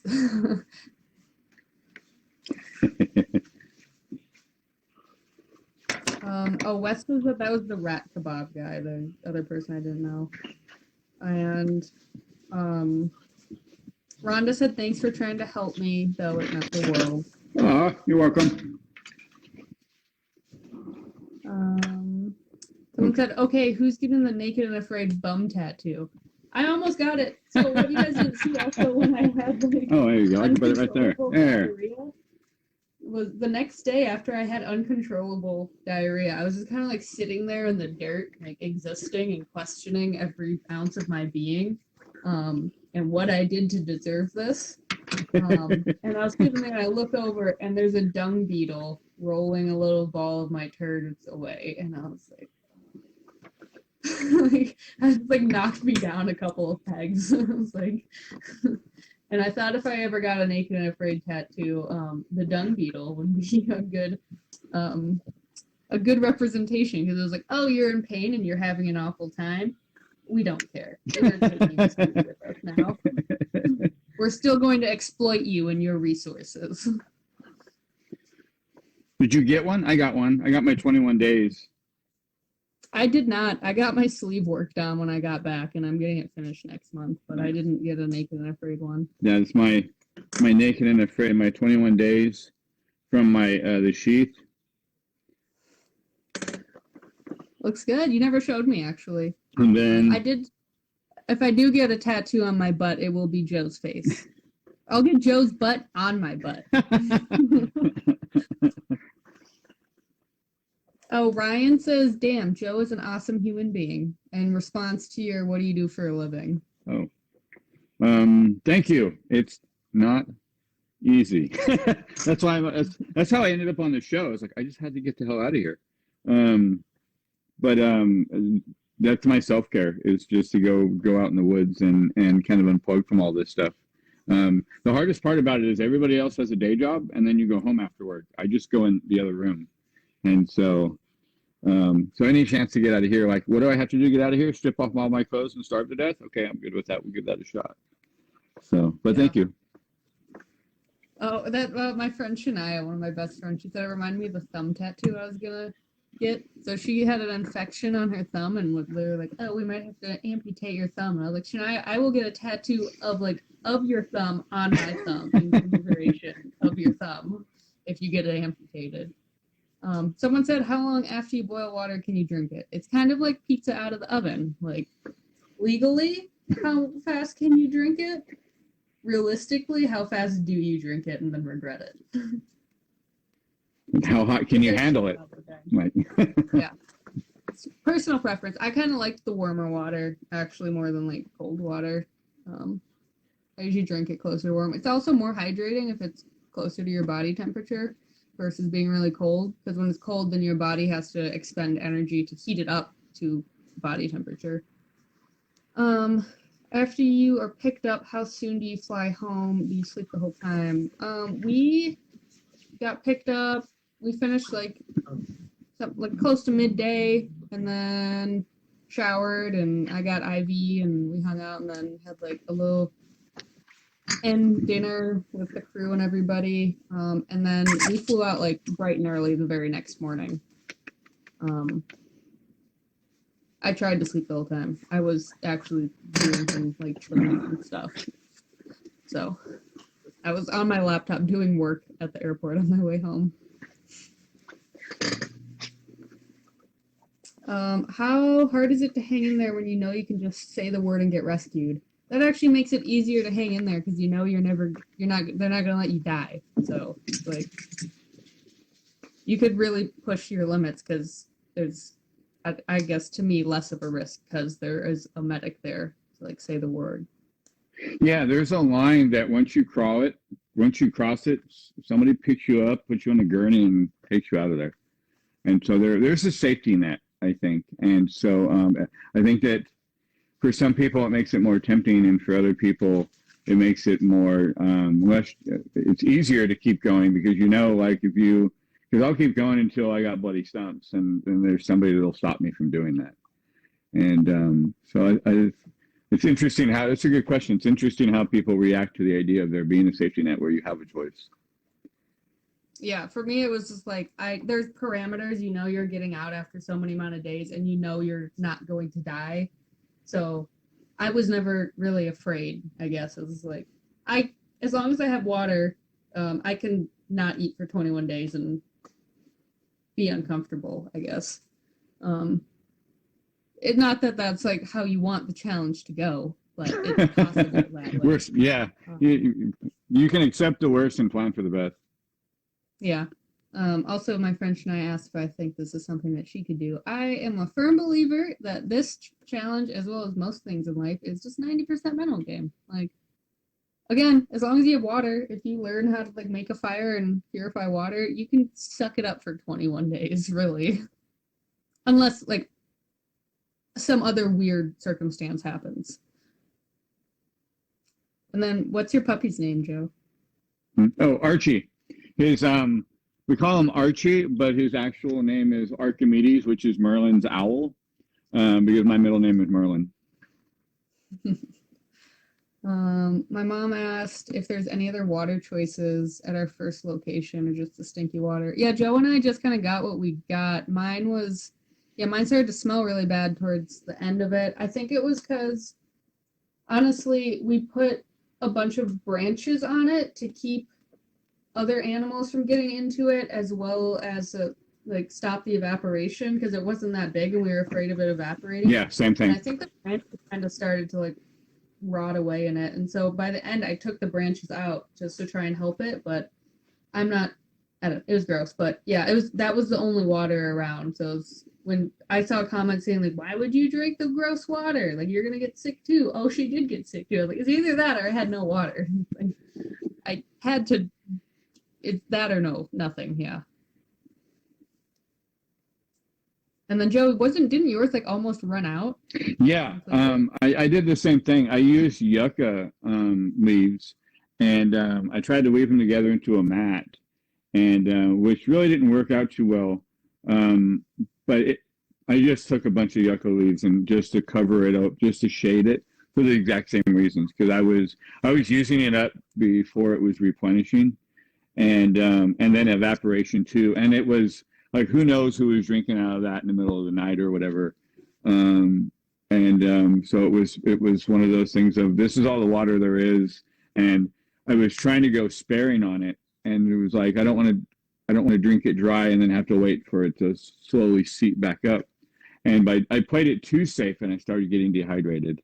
And then once I got to a point where I was kind of like, okay, I think I'm good until extract. And then like the last 2 days, I just like, that's all I did was drink water the last 2 days. Yeah.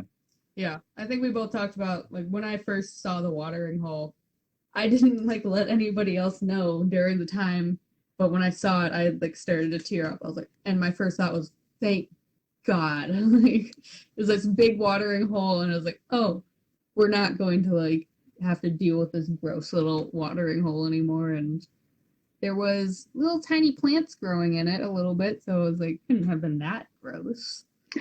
Yeah, I remember, because I remember hearing you, because it was actually hard to keep up with her, and I was like, she's got feet of steel, I can barely keep up with her. So she was a ways ahead of me, and I think it's on the show where she's telling me, I see the water, and I did the same thing. I was, oh, thank God, because that meant the journey was over.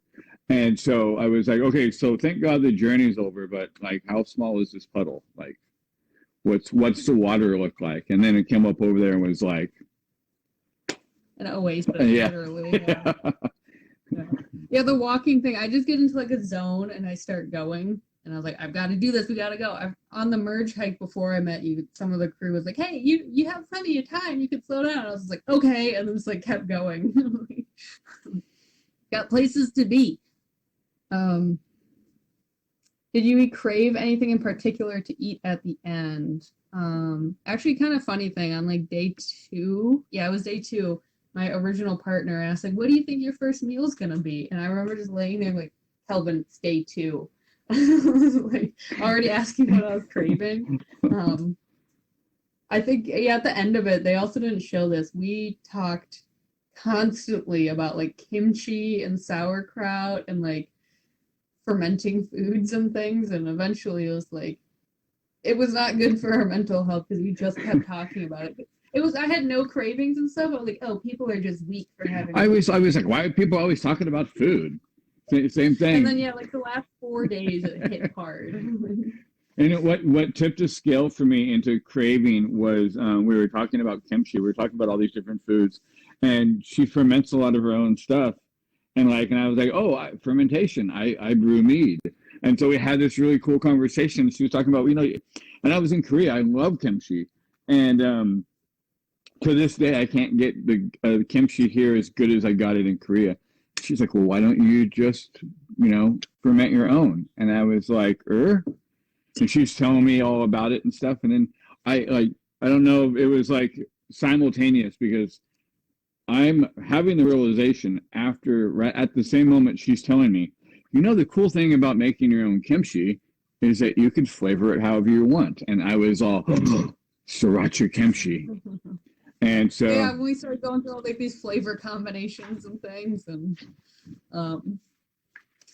yeah, I guess the first thing when we got back, or Joe ate pickles. We were talking about pickles a lot, and then in my hotel room, I had just a jar of sauerkraut that I just like ate out of the jar. It's weird. There it is. Oh yeah, and is that the one that I sent you? Yeah. So when I got back, the first gift I sent her was a Billhook like mine, with a knife like I had, because she was a firefighter at the time and she's a survivalist, and everybody needs one of those in their life. And so right after that, I got this in the mail. It actually came with 2 of these, and it's ferment your own kimchi kit. And so that's what sriracha kimchi looks like. And I've been eating out of it as it's been, and so it's awesome. So that sriracha kimchi moment, that's when the cravings started, and now it's become an addiction. So if you want to know how being on the show changed your life, this is that. That was a bad influence on you. The best kind of bad influence, though. But your wife hates me because of the fish sauce breaking out. She's used to it.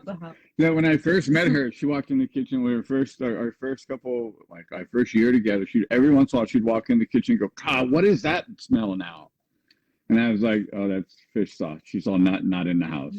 Or then kimchi. I had found jars of kimchi and popped that, and she was like, "What is that?" And kimchi. She's like, "Okay." And so now she's used to all of it. And so, but yeah, when we first got together, like I think I'm the one that got her to try sushi for the first time, and now she's like, let's get sushi. Ooh, we should make rat sushi. Yeah, and then we could put the testicles on the top, like a little miso miso soup with rat testicles. Someone asked, are we really alone at night, and do the camera people go back to the camp? Yeah, they go there. The camera people leave. They set up like night cameras on us, and then we're alone. Except for that. Are we allowed to talk about that one time? With the helicopter. Oh, wow. Yeah, that was a big one for me. Woke up with a helicopter spotlighting us. And that was honestly my favorite experience of the whole time, because it was just like, what is happening? Yeah. So that actually was the worst. Well, not worst. That was a hard one for me. Yeah, you told me that. Yeah. So well, I guess we could give context first. So it was on like day, I don't know, 16 or something like that, and at like 2:30 in the morning, this helicopter came in with got real close and put their floodlights on us, and like just stared at us for a minute with like it was searchlights. I think they were looking for because we were really close to the border. Apparently it was like the immigration helicopter thing. And they had like their heat cameras on probably, and saw some heat, like a fire and 2 people in the middle of the desert, and like zoomed in, and we're like, oh, that's suspicious. Because it was like they probably zoomed in, turned their floodlights on us, and we're like, oh, okay, there's just a couple. That's still suspicious. That's suspicious. 2 naked people in the middle of the desert, not what we're looking for, out of our jurisdiction, and they just like left. And it was just like weird, because it was like huge floodlights, and we just like woke up, and I was like, hello? I thought they were gonna, I don't know, I thought they were gonna like take us or something. I don't know. Yeah, and I woke up, I'm used to helicopters. I was air assault in the Army, so I used to rappel out of helicopters and all that fun stuff. And so the last time I had a helicopter floating over me, I was in Iraq. So I woke up to that and was like, where's my rifle? What's going on? Who are you? Why am I naked? And it took me a second to like, where and when am I? And so yeah, that was I remember there was a moment of panic, like, was the last 15 years of my life a dream and I'm still deployed kind of thing. And I think everybody else figured it out. For me, I was like, where did the helicopter come from? And what were they like? I didn't understand the context. Yeah. So that was fun. Someone asked if we're celebrities in our towns or if anyone's recognized us. No, I don't talk to people. People don't know who I am. I live in like a cabin in the woods, so. We wear masks. Nobody couldn't recognize us anyway. Right, that's a good point. I'm a legend in my own mind, and that's really what matters. No, no celebrity stuff. I'm involved. Like I have my foot in a couple of different communities, like the veteran community. So the whole veteran community is like, yeah, one of our own.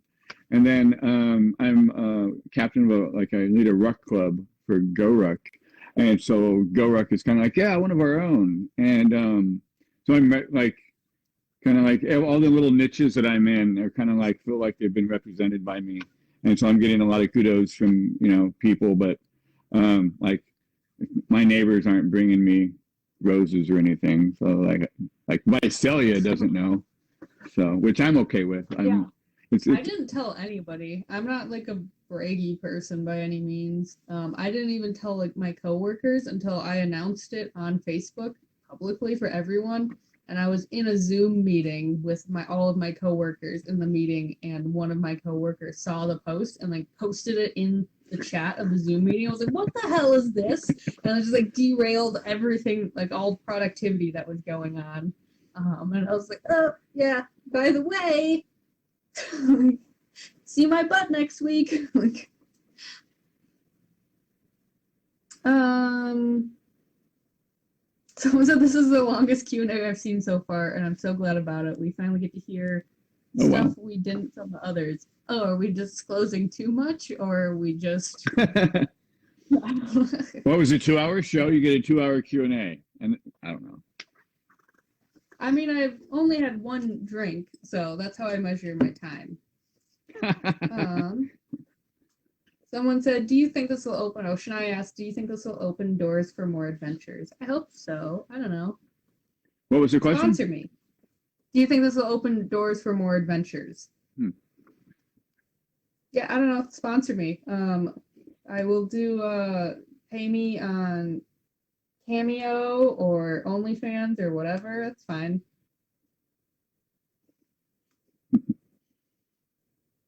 I don't know what other adventures. I finally caught up with all of the comments and questions, though.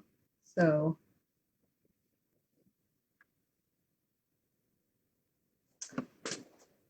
I guess, are there any other last questions and things anybody has? Wait a minute. Joe, someone asked before, did we sing any songs? I think I sang the Cheers theme song a few times.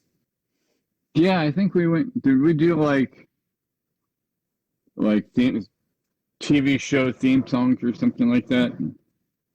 Sometimes you want to go where everybody knows your name. Bah, bah, bah, bah, and they're always glad you came. Bah, bah, bah, bah. Norm!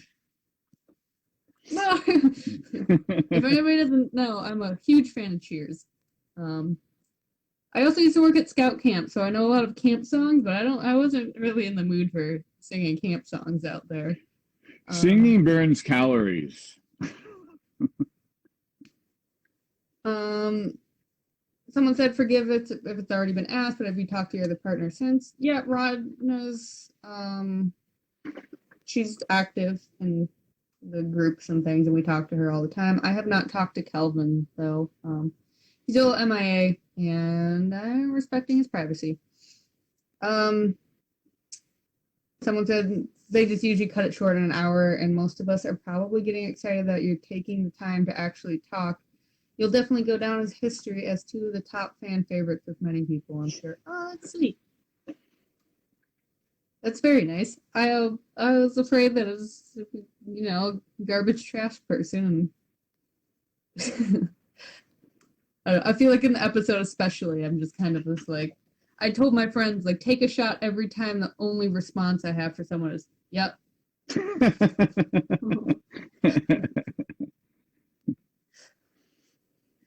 We have to play Naked and Afraid bingo. I have the bingo card you sent me. I know. I keep forgetting. I rewatched it again today, and I forgot the bingo. Mm-hmm. Because when it shows Kevin swishing the water around in his mouth, I was like, bingo, that's on here. Tainted water. Maybe we'll do like a watch along with friends one day and do a bingo watch along.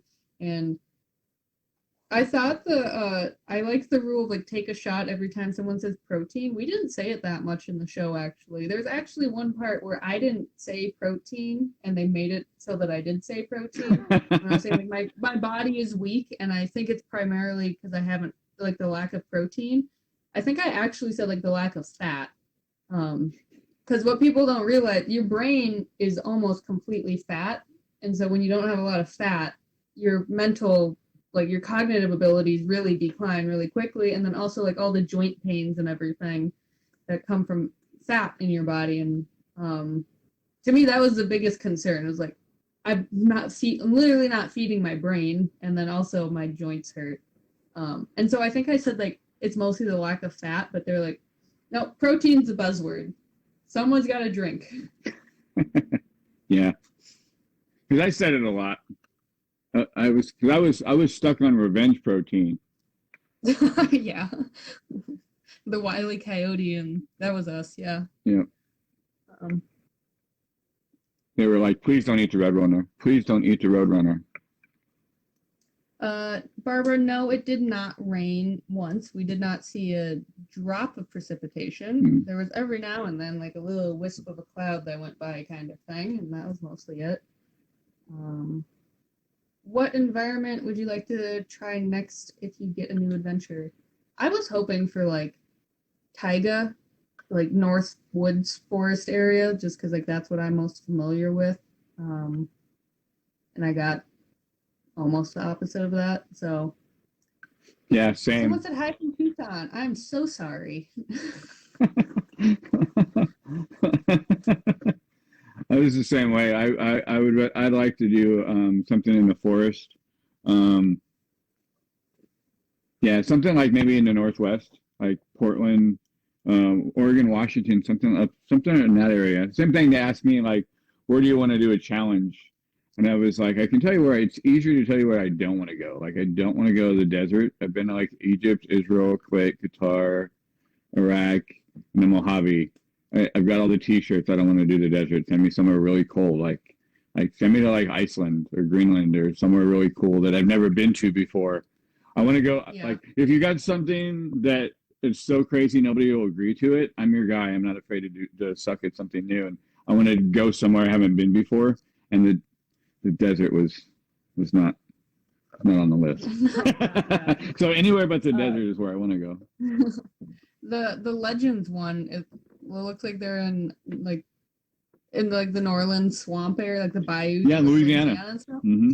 Yeah, and I was a kayak guide for a hot minute in the swamps down in Louisiana, and I am certain that they had a rough time. Like, it's not a happy environment. Like, it's warm, sure, but otherwise, I'm excited to see that. I'm looking forward. That's like the Super Bowl every year. There, and I know that it's a not easy environment by any means. Julie asked, "Oh, hi, Julie. Was so pleased to see us make shoes? Why on earth doesn't everybody?" I mean, we kind of gave up on making shoes at one point. At some point, it's just like, is it even worth it? Like, well, it's bad. The yucca, like we have yucca here, and so I've been working with yucca for years.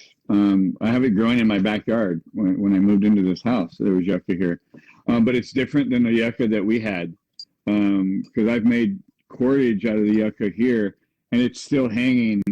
It's still hanging in the other room. It's been there for a couple of years. It's got.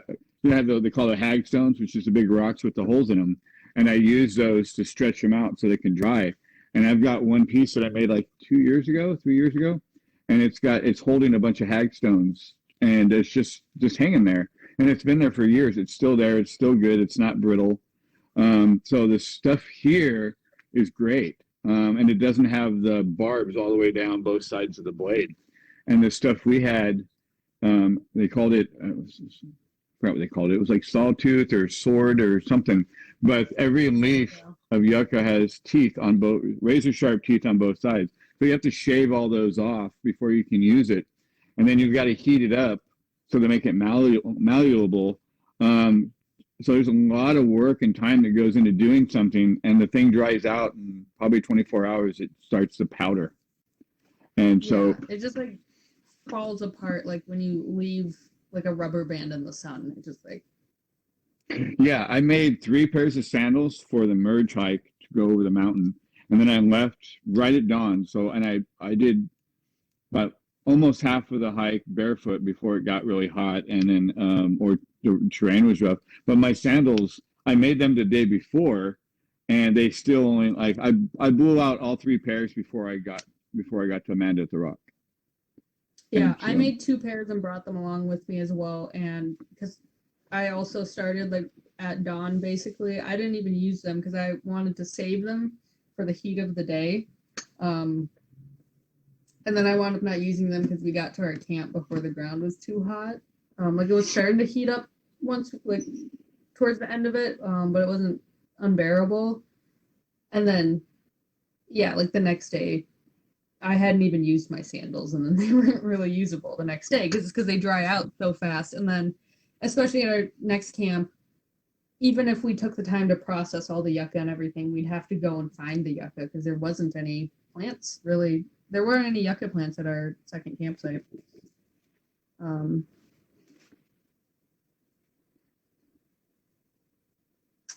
Someone said, "Do they pay us to say game changer?"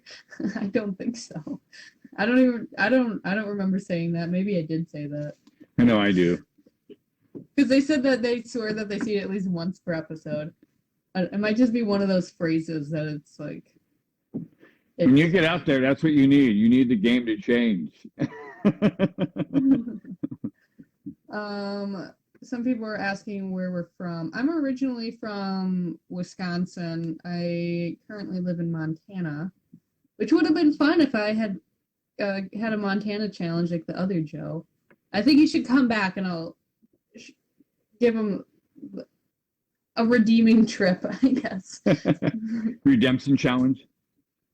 Yeah. Not that he needed it, just a more enjoyable one, maybe. Somebody asked, how many attempts did it take for the deadfall trap to work? Well, to work... I think they're probably specifically asking, I would assume, about the rat one. Oh, sure. You had so many. Yeah, and so like in the show when they had the one where I had the stick, that was one, and I had regular figure 4s. I had probably 5 or 6 traps spread out everywhere, and they just focused on that one. But each one of them was an experiment. I was using different seeds and different things for bait and trying to just to see what would happen. But the one with the rat, it actually Amanda was the one that figured out how it happened, because I was like, how did they get the fruit off without setting off the trap? Well, I had set it up, and I had a really good heavy rock, and I had smoothed everything out really good so that it would seat properly and all that kind of stuff. But what happened was the base of the figure 4 sunk into the ground, and when it did that, the whole thing locked.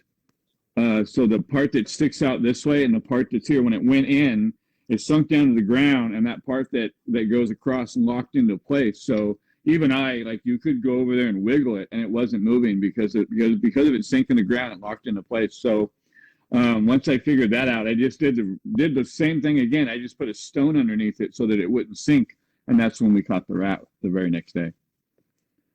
So yeah, they didn't show. I set up a trap at my original camp, the vegetarian. I did a promontory peg, which is not a super common one, but it's the only one that I know how to do. I set it up. I didn't get anything with it. And then I tried to reset one later in a different area, but I was physically too weak to get a stone large enough. Because we talked about this at length, Joe. A lot of the reasons why people's deadfall traps don't work is because they don't get rocks that are big enough. And yeah, I was kind of walking around on a hillside where I wanted to set it up, and I knew I needed a big enough, because I was going for the rabbits around there, and I was seeing a bunch of them, and I knew I needed a pretty large rock for that to get a rabbit. And I, after a while, just like kind of walking around, I was like, I don't physically have the energy to like pick up a rock big enough right now and set up a new trap. So I gave up on my second one. Also, yeah, this one isn't a question. I was just thinking about it. The reason I think why we're like going so long is mostly just because Joe and I just talk a lot with each other. When we were out there, we just like, especially at night, just talk constantly. We're just waiting for everybody to leave so we can have private conversations. Yeah, can you guys get out? I want to talk about our butt tattoos and Joe's butt parasite. During the day, they're like poking us with a stick. Do stuff. And then after they leave, yeah, they're like, they leave and then we catch a rat. Yeah. Someone said, do you get to request where you want to go? No. No. You don't even know where you're going to go. Yeah, I knew a month out that I was going out, and then 2 weeks from that, they were like, you're going to Arizona. I was like, okay. Oh,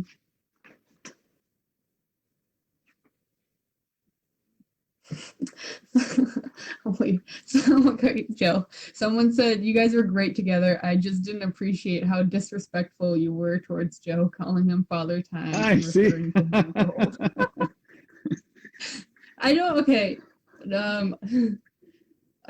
There's some things that are for the sake of entertainment value and not don't reflect our true relationship. Yeah. It's fair to say that there is an entertainment value. This is a TV show, so the challenge is real.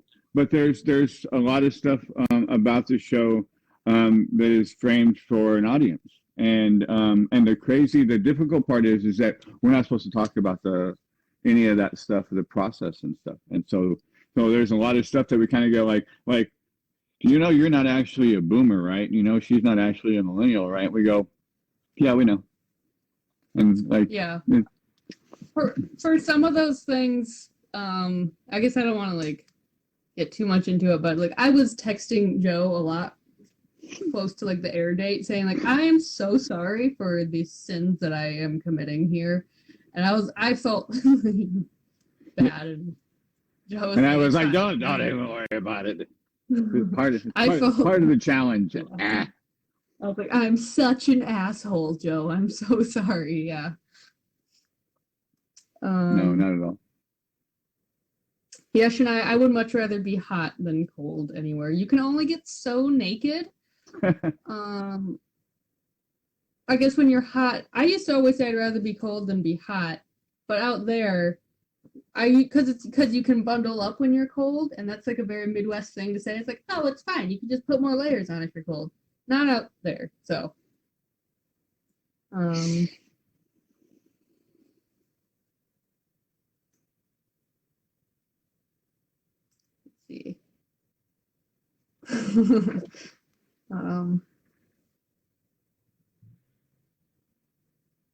Someone said there's no shame in being old. I'm 70 and thought the comment was hysterical.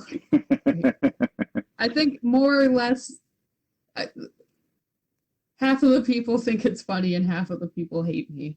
And I get it. It's fine. I hate me too. It's fine. Yeah, but I think it's funny. And I was like, don't apologize. Don't worry about it. Like I look like Father Time, especially in that moment.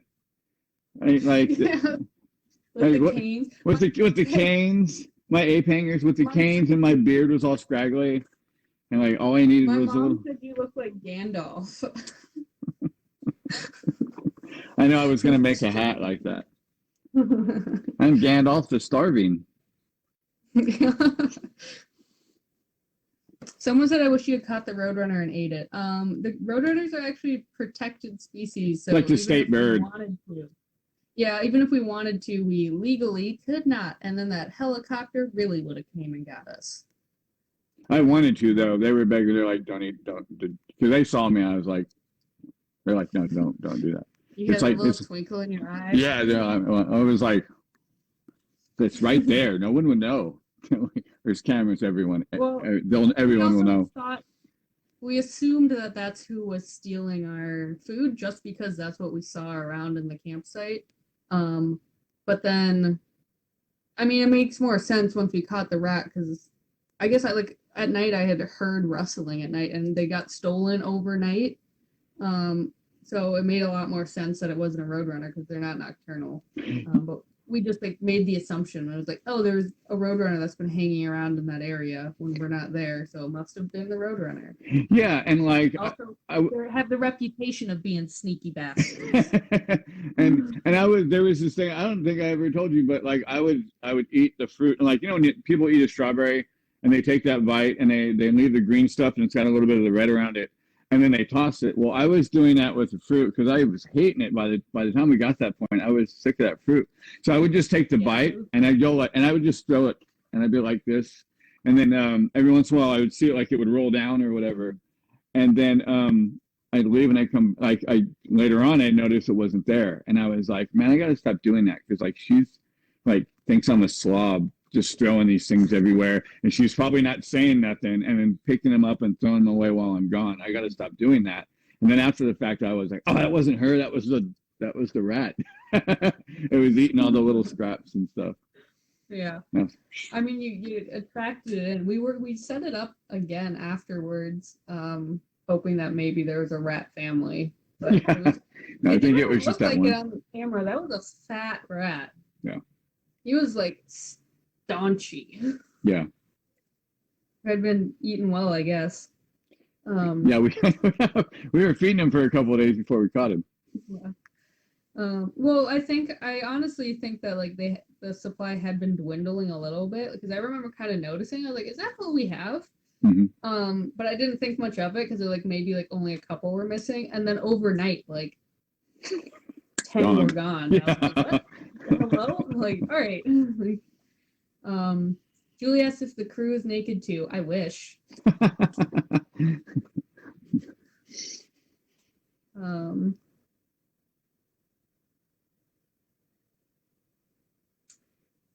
All right.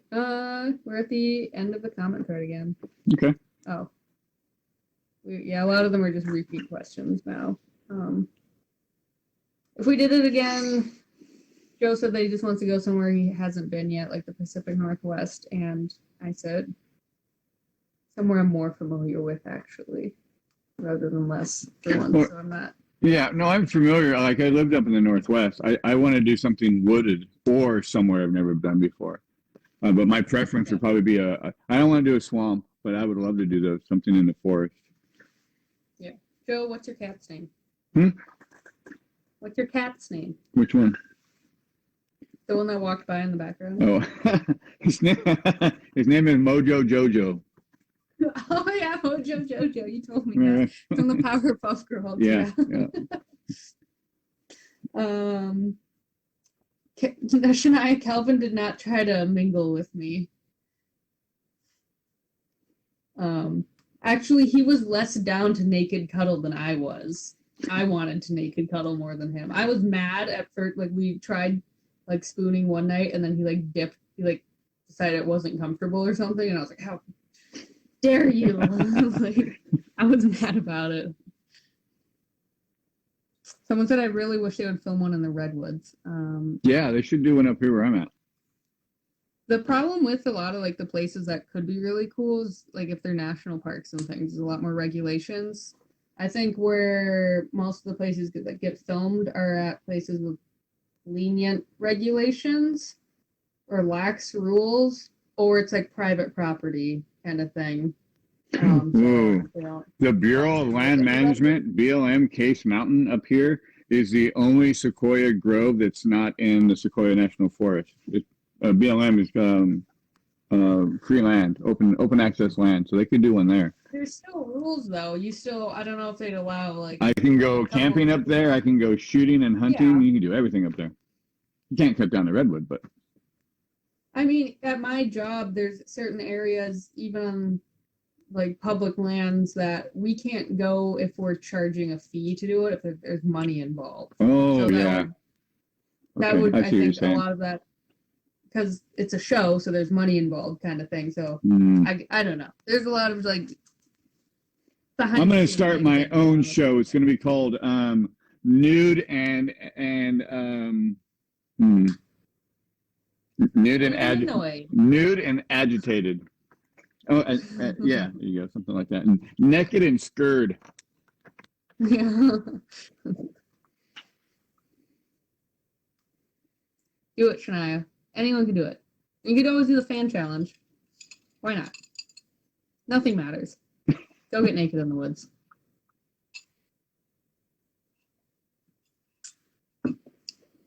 Do you know a Jolene, Joe?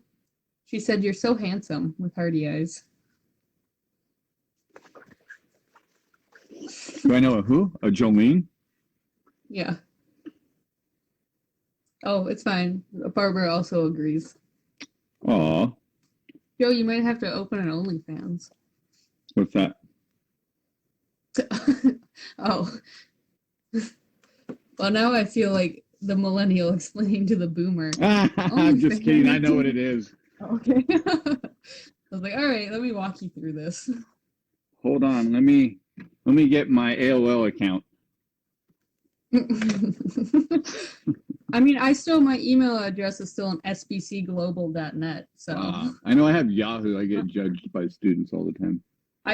Well, SBC Global was bought out by AT&T, which was now bought out by Yahoo. So I'm like 3 generations behind.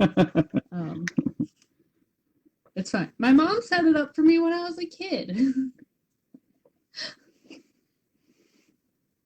All right. Okay. Any last statements, Joe, before we go? We're at the end now. Any last statements?